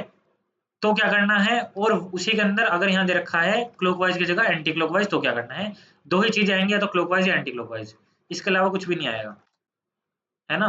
लिख के ले लेना, एंटी क्लॉकवाइज और एंटी क्लॉकवाइज के अलावा कुछ नहीं आएगा, ठीक है। हाँ, आगे चलते हैं। क्लॉकवाइज में क्या करना है वो समझते हैं। एक फॉर्मूला है सिंपल सा, सिंपल सा। क्या करना है? एक मैट्रिक्स बना लो भैया पहले। मैट्रिक्स मैं यहाँ ड्रॉ कर लेता हूँ, बड़ी सी मैट्रिक्स ड्रॉ कर ली, ठीक है। अब यहाँ कुछ टाइप कर देते हैं, चलो टाइप कर दें। यहाँ आएगा भैया कोस थीटा, COS। और थीटा मेरे को बनाने नहीं आ रहा, इसलिए मैं जीरो लिख देता हूँ। एक बार के लिए यहाँ पे जीरो मान लो, थीटा है, ठीक है। और यहाँ पे आएगा साइन थीटा। अभी ना मेरे को यूँ मत कहना भाई तेरा फॉर्मूला गलत है, ये गलत है। एक बार मेरे को लिख लेने दो, उसके बाद मैं तुम्हें सारा क्लियर करा दूंगा, ठीक है। साइन थीटा, मेरे को पता है मैं क्या लिख रहा हूँ, मैंने बहुत अच्छे से ये सारी चीज करी हैं। और ये आ गया कोस थीटा, कोस थीटा। कुल मिला के करना क्या है? कुल मिला के बस बात इतनी है, कोस और कोस ऐसे आएंगे, साइन और साइन ऐसे आएंगे, ठीक है। ये याद रखना है इसमें, रोटेशन में। अब करना क्या है भैया, अगर लिखा हो क्लॉकवाइज, अगर लिखा हो क्लॉकवाइज तो आता है यहाँ माइनस का साइन, और लिखा हो एंटी क्लॉकवाइज तो आता है यहाँ माइनस का sign. Simple is that. Minus का साइन लगेगा साइन के साथ, साइन के साथ, कभी कोस के साथ नहीं लगेगा। मेरी बात ध्यान सुनना, कोस तो हमेशा पॉजिटिव ही रहेंगी, और बस साइन का साइन यहाँ और यहाँ हो जाएगा क्लॉकवाइज और एंटी क्लॉकवाइज के साथ, ठीक है। इसका 45 और 60 का क्या रूल है भैया? जहाँ ये जीरो लिखी है ना, इस जीरो की जगह हम क्या लिखेंगे? हर जगह पे, हर इसी जगह नहीं, हर जगह पे हम यहाँ लिख रहे होंगे जीरो की जगह 45। अगर वाला कर रहे हैं तो हम यहाँ लिखेंगे 45, यहाँ पे 45, और यहाँ पे 45, और यहाँ पे 45, ए यहाँ पे भी 45, ठीक है जी। अब करना क्या है? अब तुम्हें इन सब की वैल्यू पता होनी चाहिए। इसके लिए तुम्हें थोड़ा सा ट्रिग्नोमेट्री पढ़नी पड़ेगी, मैं ऊपर ऊपर से बता दूं। साइन कोस 45 की वैल्यू होती है 1/2, 1/√2, माय बैड, 1 में √2, है ना। और साइन 45 की वैल्यू होती है 1 में √2, ठीक है जी। तो ये तुम्हें थोड़ा ध्यान रखना पड़ेगा। अगर यहाँ आ जाए साइन 60, ओके जी, ओके ओके। और मैसेज आ गया आई थिंक, हाँ ये फॉर्मूला हो गया। भाई पहले इसी को कंप्लीट कर दो, ठीक है। एंगल माइनस का कब लेते हैं? एंगल माइनस का तब ले, क्लॉकवाइज और एंटी क्लॉकवाइज पर डिपेंड करता है गगन भाई। क्लॉकवाइज लिखा हुआ है तो नीचे वाले यहाँ माइनस आ जाएगा, एंटी क्लॉकवाइज लिखा हुआ है तो यहाँ माइनस आ जाएगा। एक जगह माइनस आएगा कहीं ना कहीं, ठीक है। चेतन है, ओके ठीक है। अब आगे सुनो, आगे सुनो।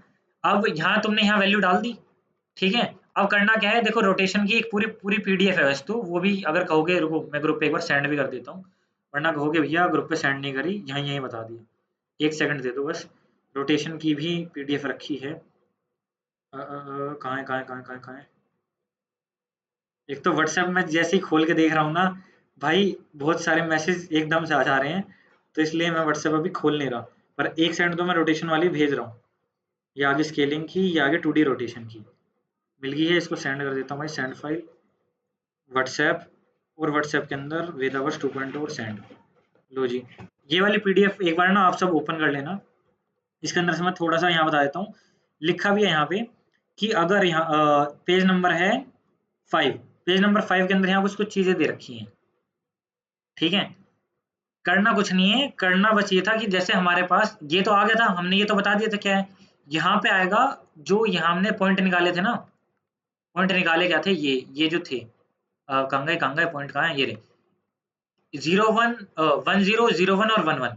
ये वाले पॉइंट ना इसके साथ मल्टीप्लाई हो जाएंगे, मल्टीप्लाई हो जाएंगे। यहाँ से 0 और 1 की पहले मल्टीप्लाई होगी, है ना। और फिर वापस से ये सारा कुछ, ये कोस थीटा साइन थीटा वापस से लिखना है। फिर इसकी 1 0 के साथ होगी, फिर इसके 1 1 के साथ होगी, क्योंकि ए, बी और सी हमें दे रखा है। अगर यहाँ कुछ और दे रखा होता, अगर यहाँ कुछ और दे रखा होता, मान लो यहाँ दे रखा होता 4 और 5, है ना, 4 और 5 दे रखा होता एक मैट्रिक्स के अंदर, तो हम यहाँ 4 और 5 से इसकी मल्टीप्लाई करते। मल्टीप्लाई करके जो आंसर आएगा वो आंसर है।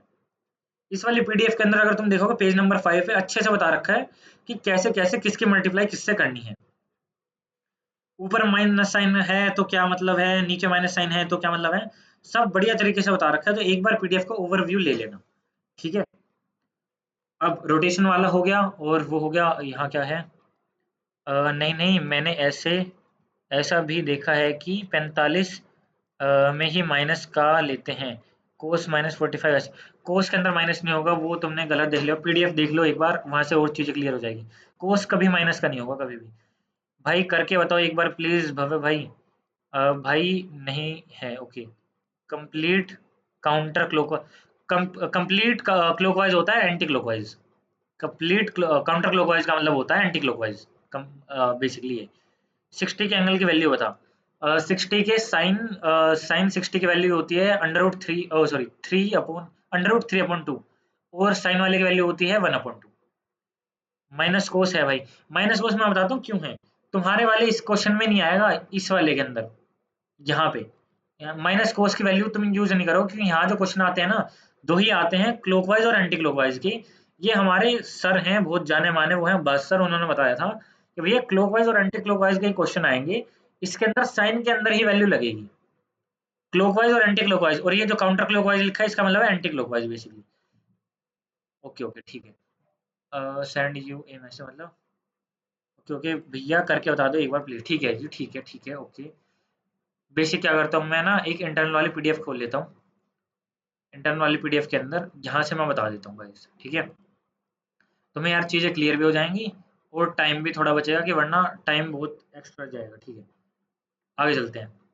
यहाँ पे क्या है देखो, A0 दे रखा है, यही वाला क्वेश्चन है, A0, B0 और 1 1। ये कौन सा क्वेश्चन है, ये रहा, PYQ के अंदर आया हुआ है, अभी जो हमने देखा था। कहाँ गया, ये रहा 11वां क्वेश्चन है, ये रहा, ठीक है। पूरा क्वेश्चन यहीं से समझा दूंगा क्या है क्या नहीं है। 3 वैल्यू दे रखी हैं, पहले क्या करना था, 45 डिग्री पहले रोटेट करना था। रोटेट का मैंने फॉर्मूला तुम्हें बता दिया क्या था। अगर यहाँ पे लिखा है देखो एंटी क्लॉकवाइज लिखा है, तो इसने ऊपर की तरफ माइनस में साइन लगा दिया, दिख रहा है minus sign, anticlockwise. Clockwise लिखा होता तो यहाँ साइन लगाता, ठीक है। अब यहाँ पे क्या लिखा है एंटी क्लॉकवाइज, तो इसने ऊपर की माइनस की तरफ साइन लगा दिया, ठीक है। अब करना क्या है, करना कुछ नहीं है, कि आर की वैल्यू होती है बेसिकली ये, मैंने ये आर की वैल्यू तुम्हें यहाँ बता दिया गाइस कि होती क्या है, ये मैंने यहाँ पूरा लिख के सब बताया था कि 45 देर का 45। यहाँ पे इसने ना थीटा का यूज किया है, थीटा, क्योंकि अब इसको एंगल पता नहीं है। थीटा की वैल्यू है 45, ये हमें क्वेश्चन में दे रखी है, क्वेश्चन ये रहा, रोटेटिंग 45 डिग्री, ठीक है जी। तो अब इसने क्या करा, ए को इसने ऐसे मैट्रिक्स में लिख लिया, बी को इसने ऐसे मैट्रिक्स में लिख लिया, सी को इसने ऐसे मैट्रिक्स में लिख लिया। कैसे लिख लिया, क्योंकि यहाँ ये वैल्यू दे रखी है, ए की वैल्यू दे रखी है, बी की दे रखी है, सी की दे रखी है, ठीक है। हमने ऐसे वैल्यू लिख ली, A dash B dash C dash निकालना है। करना कैसे, करना बहुत ही ज्यादा सिंपल है। जहां पे थीटा लिखा था उसकी जगह अब मैंने लिख दिया 45, क्योंकि मेरे को 45 दे रखा था, भैया मैंने 45 लिख दिया। अब पहले मैं मल्टीप्लाई करूंगा इसकी 1 और 0 से, क्योंकि हम ए डैश निकाल रहे हैं। अगर हम बी डैश निकाल रहे होते तो इसकी 0 और 1 से करते, क्योंकि बी की वैल्यू है 0 और 1, ठीक है। अब यहाँ जैसे बी डैश देखोगे, ये रहा बी डैश, तो इसके अंदर 0 और 1 आ गया, और सी डैश देखोगे तो इसमें 1 और 1 आ जाएगा। मल्टीप्लाई करनी है, और जो मल्टीप्लाई करके आएगा वो बेसिकली नए पॉइंट्स होंगे, वो उसका आंसर होगा। ओके, 2022 का क्वेश्चन 7th, ओके। इसको अभी क्लॉकवाइज बताया था, इसको तो क्लॉकवाइज, अरे यार anti clockwise guys, anti clockwise के अंदर यहाँ माइनस आएगा, क्लॉकवाइज में यहाँ माइनस आएगा, ठीक है। अब मेरी बात आगे सुनो, थोड़ा सा ना इस क्वेश्चन में नहीं, इसके अंदर एक झोल है, कभी तुम घूम जाओ। पहले इसने ना यहाँ बोल रखा है, ये वाला फर्स्ट वाला पार्ट है, कि सबसे पहले हमें 45 डिग्री क्या करना है, रोटेट करना है एंटी क्लॉकवाइज, है ना। उसके बाद हमें एक और चीज भी इसने बोल रखी है कि ट्रांसलेट करना है। ट्रांसलेट का मैंने फॉर्मूला बताया था, क्या था, जितना भी ट्रांसलेट करना है उसे प्लस कर दो। तो भैया पहले तो इसके रोटेशन के पॉइंट आ गए। अब फिर क्या करा हमने, ए डबल डैश निकाला, बी डबल डैश निकाला, सी डबल डैश निकाला। टी की वैल्यू थी 1 और 1, क्योंकि यहाँ लिखा था ट्रांसलेट कर दो 1 unit in x and y direction, ठीक है। तो यहाँ पे प्लस कर दिया हमने, जो भी हमारे पुराने वाले पॉइंट आए ना रोटेट करने के बाद, इसके अंदर 1 और 1 प्लस कर दिए, 1 और 1 डायरेक्ट यहाँ प्लस करके ऐसे लिख दिया, आंसर आ गया, ये वाला आंसर आ गया। फिर सेकंड वाले का आंसर आ गया, मतलब बी पार्ट का, बी डबल डैश का, ऐसे ही सी वाले का आ गया, सी डबल डैश का आंसर आ गया, तीनों के आंसर निकल गए। उसके बाद बी वाला पार्ट क्या कह रहा है, बी वाले पार्ट में एक झोल है कि पहले ट्रांसलेट करो फिर रोटेट करो। पहले क्या था, पहले रोटेट करो ट्रांसलेट करो।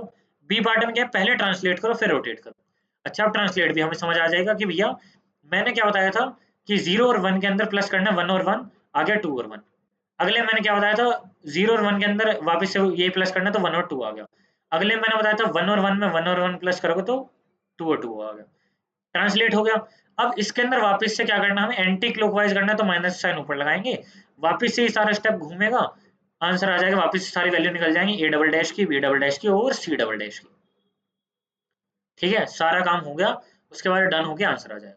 ऐसे करके ये बेसिकली क्वेश्चन हुआ है। इसको ठीक है, 3D ट्रांसफॉर्मेशन भी एक बार 3D ट्रांसफॉर्मेशन देखेंगे। ओके, 2022 का 7th क्वेश्चन, 2022 का 7th question, 2022 question number 7, question number 7 ये वाला क्लॉकवाइज और एंटी क्लॉकवाइज के अंदर। मेरे भाई मैं तुम्हें जेन्युइन बताऊं, ऐसे क्वेश्चनों को ना अवॉइड करना जिसके अंदर ना चीजें ना बता। इसके अंदर जो ओरिजिन है वो 0 0 एक्सिस दे रखे हैं, इसको बाय कसम से बता रहा हूँ, इसको समझने में दिमाग घूम जाएगा, तो इन ऐसे क्वेश्चनों को अवॉइड करना। कौन से क्वेश्चन करने हैं, ऐसे क्वेश्चन करने हैं ब्रेजम लाइन एल्गोरिदम वाले, तुम्हें चॉइस मिलेगी। इसको कराते कराते खुद बुद्धि घूम जाएगी मेरी, तो अभी के लिए प्लीज ये रहने दो। हाँ, कोहिन सदरलैंड वाला एक यार इंपॉर्टेंट क्वेश्चन रह रहा है, वो और एक बार कर लेते हैं। कोहिन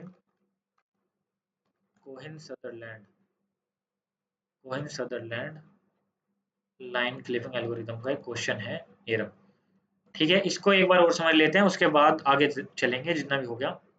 और हमें बहुत देर के बैठे हैं, शायद ये बहुत लंबी वीडियो रिकॉर्ड हो गई है। ठीक है, 9:58 हो गए हैं, 5 मिनट में बस ये खत्म करा के ओवर करेंगे। ठीक है, डिस्कस करना कोहिन Sutherland line clipping algorithm. कोहिन Sutherland line clipping algorithm क्या कहती है, इसके अंदर नो रीजन होते हैं, नो रीजन होते हैं, जो कि 4 बिट रीजन कोड को अपने अंदर बेसिकली रखते हैं। इनको हम क्या कहते हैं, आउट कोड भी कह देते हैं। अब ये देखो रीजन होते क्या है, उसके लिए तो मैं एक फॉर्मूला कह रहा हूँ, एक चीज याद रखनी है, TBRL, top bottom right left. No के नो रीजन निकल के आ जाएंगे, टॉप बॉटम राइट लेफ्ट। अच्छा भैया, ये होते हैं रीजन। जो फिफ्थ रीजन होता है ना, इसको ऐसे समझ, ये जो फिफ्थ रीजन होता है ना, ये वाला, ये हमारी मेन विंडो होती है, इसके अंदर जो भी चीज लिखी जाएगी वो हमें विजिबल होगी, यानी ये चारों कोनों को मैं कह रहा हूँ ये फिफ्थ रीजन। इसके इस साइड वाला रीजन, इस साइड वाला ही सारा ऐसा रीजन है जहां पे कोई भी चीज तुम दिखाओगे तो वो शो नहीं होगी। ठीक है, सिर्फ फिफ्थ रीजन के अंदर तुम कुछ ड्रॉ करोगे तो वो शो होगा। आगे चलते हैं, थोड़ा इसको और एक्सप्लेन करने का ट्राई करता हूँ। नो रीजन के जो 0101 ये बना रखे हैं, कैसे बने हैं, क्या है, खाना खा लो भाई, खाएंगे भाई, एक और बार ब्लेजर करो लाइन 20 लाइन और बता देते सर। ओके ठीक है, हाँ सर ओके। हाँ भैया प्लीज साइरस बैग भी अगर आ गई तो चलो ठीक है ठीक है ठीक है, एक बार ये वाला खत्म कर लेते हैं, ये वाला तो खत्म कर लेते हैं। देखो चीज क्या है, top bottom left right, top bottom right left की बात है। ये वाला मैंने उठा लिया, ठीक है, ये वाला पॉइंट मैंने उठा लिया, मैं कलर बदल लेता हूँ, ऑरेंज ये ले लेते हैं, ये वाला मैंने कलर उठा लिया, 0001। अब मेरी बात सुनना, क्या ये टॉप में है, इन तीनों में है, नहीं है, तो आ गया आंसर 0। क्या आंसर आ गया 0। टॉप बॉटम, क्या ये बॉटम में है, भैया नहीं है, तो आंसर आ गया 0। क्या भैया ये राइट में है, राइट में भी नहीं है, क्या आंसर क्या आ गया 0। क्या भैया लेफ्ट में है, हाँ भैया ये लेफ्ट में है, तो आंसर आ गया 1। ऐसे करके ये रीजन कोड बना है। क्या मेरी बात समझिए, कैसे रीजन कोड बना है। कोई किसी और का एग्जांपल लेते हैं, चलो किसी और का लेते हैं, इसका एग्जांपल लेते हैं, चलो इसका एग्जांपल लेते हैं। ये क्या कह रहा है, ये भाई साहब कह रहे हैं, क्या भैया ये टॉप में है, नहीं है तो 0। क्या भैया ये बॉटम में है तो भैया 1, है ना। क्या भैया ये राइट में है तो भैया 1। क्या भैया ये लेफ्ट में है, नहीं है तो हो गया 0। तो ये करके आ रहा है हमारा रीजन कोड। तो तुम्हें एक चीज याद रखनी पड़ेगी, TBRL। क्या याद रखना पड़ेगा, TBRL याद रखना पड़ेगा, TBRL रख लोगे, ये रहा TBRL लिखा हुआ है, टॉप बॉटम राइट लेफ्ट। इसके थ्रू ये सारे के सारे पॉइंट निकल जाएंगे, या ड्रॉ कराना। एडवांटेज क्या है, फास्ट और एफिशिएंट है रेक्टेंगुलर क्लिपिंग रीजन के लिए, रिड्यूस करती है अननेसेसरी ड्राइंग्स को। और इसका डिसएडवांटेज है, work only for rectangle clipping window, might request सर्वल iteration partially visible line. कहने का मतलब क्या है कि एक इसको एग्जांपल के तौर पर समझा देता हूँ भाई। ये एक मान लो कोई मेरे कंप्यूटर स्क्रीन है ये, ठीक है, मैं ग्राफिक्स के अंदर ना कुछ चीजें ड्रॉ करता हूँ। मान लो कि मैंने लाइन ड्रॉ करी, लाइन ड्रॉ करने पे क्या हुई, वो लाइन आधी अंदर है आधी बाहर, ऐसे करके मैंने ड्रॉ करी, आधी अंदर है और आधी बाहर है, ठीक है। तो बेसिकली ना इस चीज को उसको कैलकुलेट करने में टाइम लग जाएगा। अब मेरी बात सुनो, ये लाइन आधी अंदर है और आधी बाहर है, तो ये जो रीजन कोड होता है वो होता है 0000। इसके अंदर जो भी लाइन आएगी वो विजिबल होगी, है ना। और इसके इस साइड कौन सा कोड था, अगर मैं यहाँ जाके देखूं तो इसके यहाँ पे कोड था, ये रहा 1001। तो ये जो जा रही है ये रीजन में जा रही है 1001 में, 1001 में। और मेरी जो लाइन है हमेशा जो विजिबल होगी वो 4 0 वाले एरिया में विजिबल होगी। तो मेरी आधी लाइन यहाँ जा रही है, तो इस लाइन को मैं कहूंगा पार्शली विजिबल, यानी कि आधी दिख रही है आधी नहीं दिख रही, ठीक है। डिसएडवांटेज यही थे इसके, ये हो गया है। अब आगे बता दो आगे और क्या करना है, ठीक है। एक सेकंड, यहाँ से बहुत कुछ चल गया है भाई साहब, भाई साहब। साइरस बैक हो गया, 2022 के क्वेश्चन नंबर 7 करा दो। 2022 का क्वेश्चन नंबर 7 करा दो, उसमें बहुत कंफ्यूजन है। ओके दीपांशु, तुझे क्या जरूरत पड़ी आने की? आदि यहाँ भी ठीक है। तेरे को पाकिस्तान पार्सल होना है, ठीक है। क्या कहा रहा है, ठीक है ठीक है, रुक जाओ यार। क्या कह रहा है, ठीक है भाई, उपचुदी करा दो यहाँ पे, ठीक है ये टेररिस्ट है ठीक है, चलो आगे चल रहे हैं यार। अब वो और कर लेते हैं लास्ट, जो सब में कंफ्यूजन है। कहाँ पे है, कहाँ पे, ये रही। भाई ने बना रखी है पूरी की पूरी, तो बस इसके अंदर जाऊंगा। फर्स्ट वाला पेज है, फर्स्ट वाले पेज में सारी की सारी चीजें खबर हैं। 20 स्प्लाइन, ये वाली पीडीएफ मैंने आज ही भेजी है, पढ़ी हो तो। 20 स्प्लाइन और बेजर कर्व के अंदर बेसिकली तुम्हें डिफाइन करना है और कंपेयर करके प्रॉपर्टी बतानी है। प्रॉपर्टी समझ लो। देखो इसके अंदर ना, समझाने के लिए कर्व समझ लो पहले क्या होता है। ये मान लो एक कर्व है, ये मान लो एक कर्व है यार। इसकी एक इमेज थी बहुत अच्छी सी, मैं तुम्हें दिखा देता हूँ एक इमेज, उससे ज्यादा समझ आ जाएगा। 20 स्प्लाइन, मैं जो बना रहा था ना वैसे ही एक इमेज है, 20 स्प्लाइन कर्व, इससे ज्यादा समझ आ जाएगा हुल होता क्या है। 20 स्प्लाइन कर्व, ये रही, जो मैं बता रहा था ना वो ये है। मैं ऐसे ही देखो ऐसे ही कुछ बनाने का ट्राई कर रहा था, बना नहीं, वो अलग बात है मेरे से। इस पॉइंट से इस पॉइंट तक ये जो जा रहा है ना, ये जो पार्ट है जो कि हमने ड्रॉ नहीं किया, ये बस इमेजिनरी लाइन है, इसको कहते हैं हम हुल। और कौन सा हुल कहते हैं, ये लिखा हुआ है यहाँ पे भैया, इसको कहते हैं कन्वेक्स हुल। और इसके बेटर बेटर एग्जांपल भी होंगे कन्वेक्स हुल के। ये जो इमेजिनरी लाइन जा रही है कन्वेक्स हुल कहलाती है, ठीक है। अब कन्वेक्स हुल समझने में दिक्कत नहीं होगी। देखो सबसे पहले क्या, ये blazer curve is a parametric curve frequently used in computer graphic be related field, it is defined by the stat। Simple भाषा में बता दो, इतना क्यों मारो। ऐसा समझ लो, ऐसा समझ लो, ऐसा समझ लो, इसको कोई और कलर लेना पड़ेगा, ब्राउन। एक पॉइंट ये हो गया, फिर भैया ये कुछ उठाव सा आया, मतलब ऊपर की तरफ ये गई है कर्व। उसके बाद एक पॉइंट यहाँ कुछ बना है जिसकी तरफ ये अट्रैक्ट हो रही है। फिर बीच में जाते हो एक पॉइंट ये बना है जो इसका बेसिकली मेन पॉइंट है, जो कि इसको दो पार्ट्स में डिवाइड करता है। आधा पार्ट ये है, आधा पार्ट ये है। फर्स्ट सेगमेंट लिखा हुआ है, फर्स्ट सेगमेंट और सेकंड सेगमेंट। उसके बाद एक पॉइंट ये यहाँ नीचे की तरफ गई है, तो यहाँ एक पॉइंट बन गया, फिर यहाँ एक पॉइंट बन गया। जितने भी कर्व पे ये मुड़ेगी यहाँ यहाँ एक पॉइंट बनते जाएंगे, ठीक है। बी स्प्लाइन क्या करता है, इन कर्व्स को नोट करता है। ये होता है बेसिकली बी स्प्लाइन कर्व, ठीक है। बी स्प्लाइन कर्व की एक खास बात है कि ये पूरी चीज को दो टुकड़ों या दो से अधिक टुकड़ों में बांट देता है with the find of centre point. अगर मैं यहाँ का एग्जांपल दिखाऊं तो यहाँ पे भी कोई ना कोई एक सेंटर पॉइंट होगा जिससे दो टुकड़ों में बटी हुई है, ठीक है। यहाँ का एग्जांपल दिखाऊं, ये एक सेंटर पॉइंट है, ये एक सेंटर पॉइंट है। और नीचे चलोगे तो कोई और एग्जांपल मिल जाए, यहाँ नहीं है, बाकी बटी हुई होगी। कन्वेक्स रूल समझ आ क्या है, एक इमेजिनरी लाइन है ये जो यहाँ जा रही है, इसे कन्वेक्स रूल कहते हैं। डिग्री क्या है, नंबर ऑफ कंट्रोल पॉइंट -1। कितने कंट्रोल पॉइंट है, ध्यान से देखना कितनी बार ये मुड़ा है। 1 point, 2 point, 3 point, 4 point, 5 point. 5 point -1, यानी कि इसके कितने आ गए, नंबर ऑफ, कौन सा पॉइंट, नंबर ऑफ क्या डिग्री आ गई, नंबर ऑफ कंट्रोल पॉइंट -1।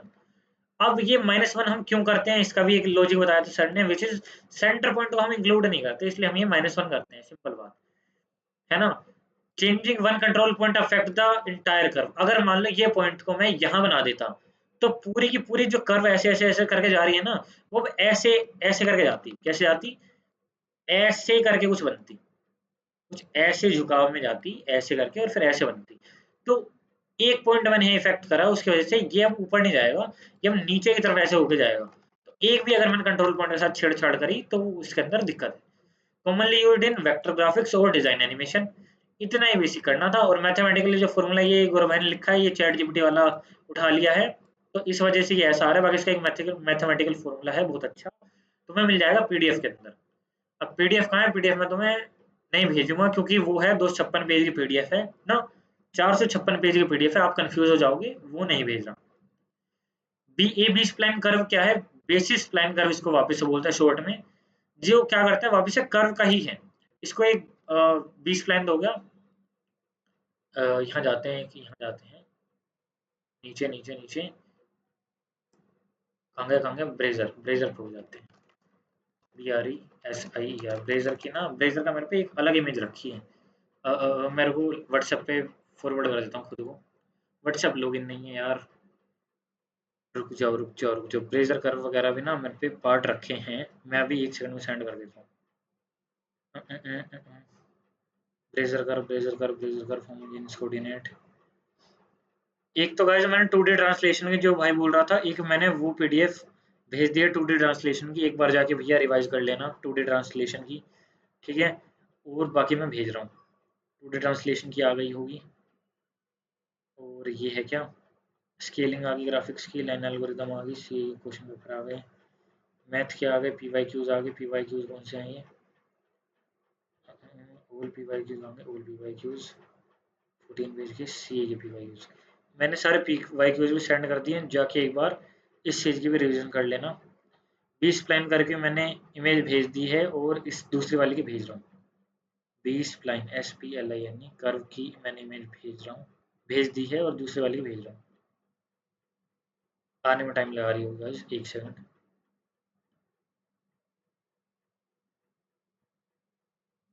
ये हो गया डाउनलोड। और ब्रेजर को कर दो, BEZIER,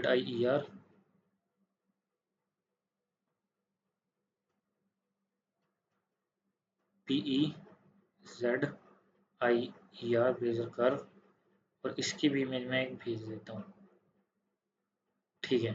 दोनों की इमेज मैंने यहाँ सेंड कर दी है ग्रुप पे, जाके एक बार भाई चेकआउट जरूर कर लेना।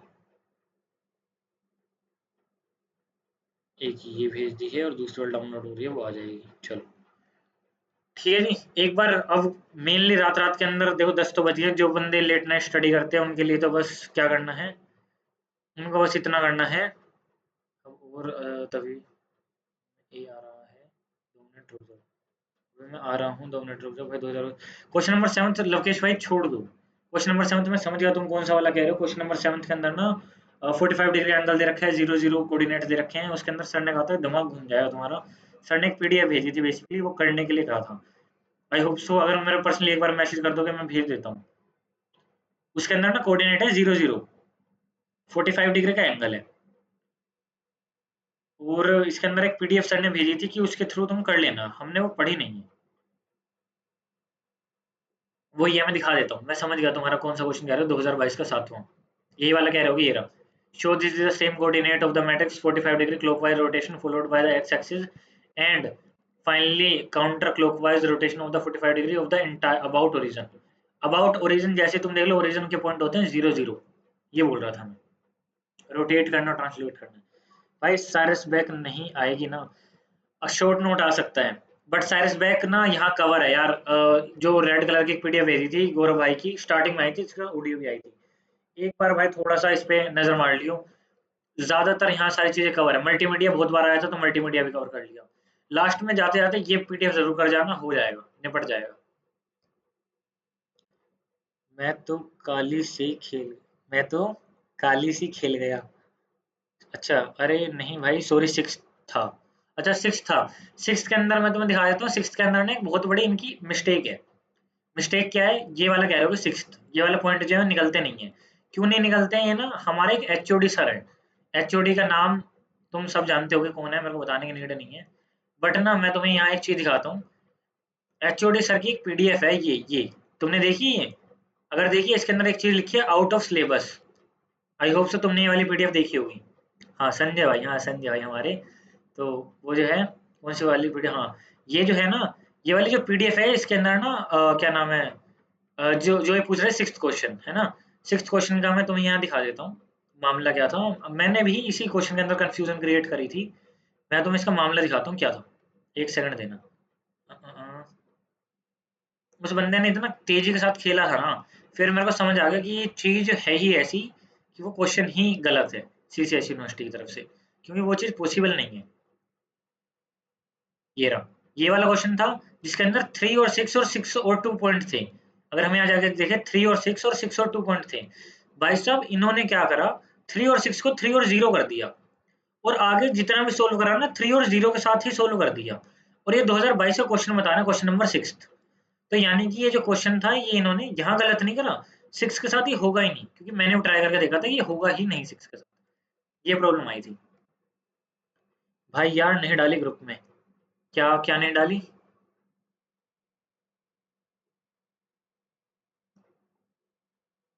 ये पीडीएफ ब्रेजर वाली, ब्रेजर करवा ली ये रही यार। ये डाल रखी है ये वाली, मैं मार्क करके भेज देता हूँ। CG11 करके है, इस वाली ग्रुप में है। वैसे ग्रुप के अंदर इतने सारे जो लोग हैं वो सोच रहे होंगे बार बार मार्क करके आ भेज रहे हैं। संजय भाई ग्रुप में भव्य भाई ग्रुप में कौन सी पीडीएफ कर लें जिसमें सब ठीक नंबर आ जाएं? अभी मार्क करके भेजी है भाई, वो निपटा लो। और नेमी नोट्स की एक पीडीएफ थी एक्सटर्नल वाली, वो निपटा लो। और बाकी अगर एल्गोरिदम करनी है तो बीच में भेजिए, वो निपटा लो। एल्गोरिदम नहीं करनी तो वो सारी छोड़ दो। अरे भाई संजय भाई वाली, हाँ संजय भाई वाली है। नेमी नोट्स पे जाओगे, डाउनलोड करोगे नेमी नोट्स, ये ये वाली अगर तुमने नोट्स डाउनलोड कर रखे हैं, इसी के ना 13 पेज के बाद संजय वाली पीडीएफ शुरू हो जाती है, इसी पीडीएफ के अंदर ही। देखो टाइम तो इक्लिप्स का बेसिक है, नहीं इक्लिप्स का नहीं हो सकता। भाई मान भाई मान ना कर रहा अब पढ़ने का, हाँ अब नहीं कर रहा भाई, बिल्कुल नहीं कर रहा, मैं समझता हूँ। कल कर लेंगे, ठीक है। गुड नाइट कर, गुड नाइट ब्रो, ओके ठीक है, गुड नाइट ब्रदर। टाइम वैसे भी हो चुका है यार, वो टाइम भी हम पढ़ चुके हैं, मैं भी रिकॉर्डिंग स्टॉप कर देता हूँ।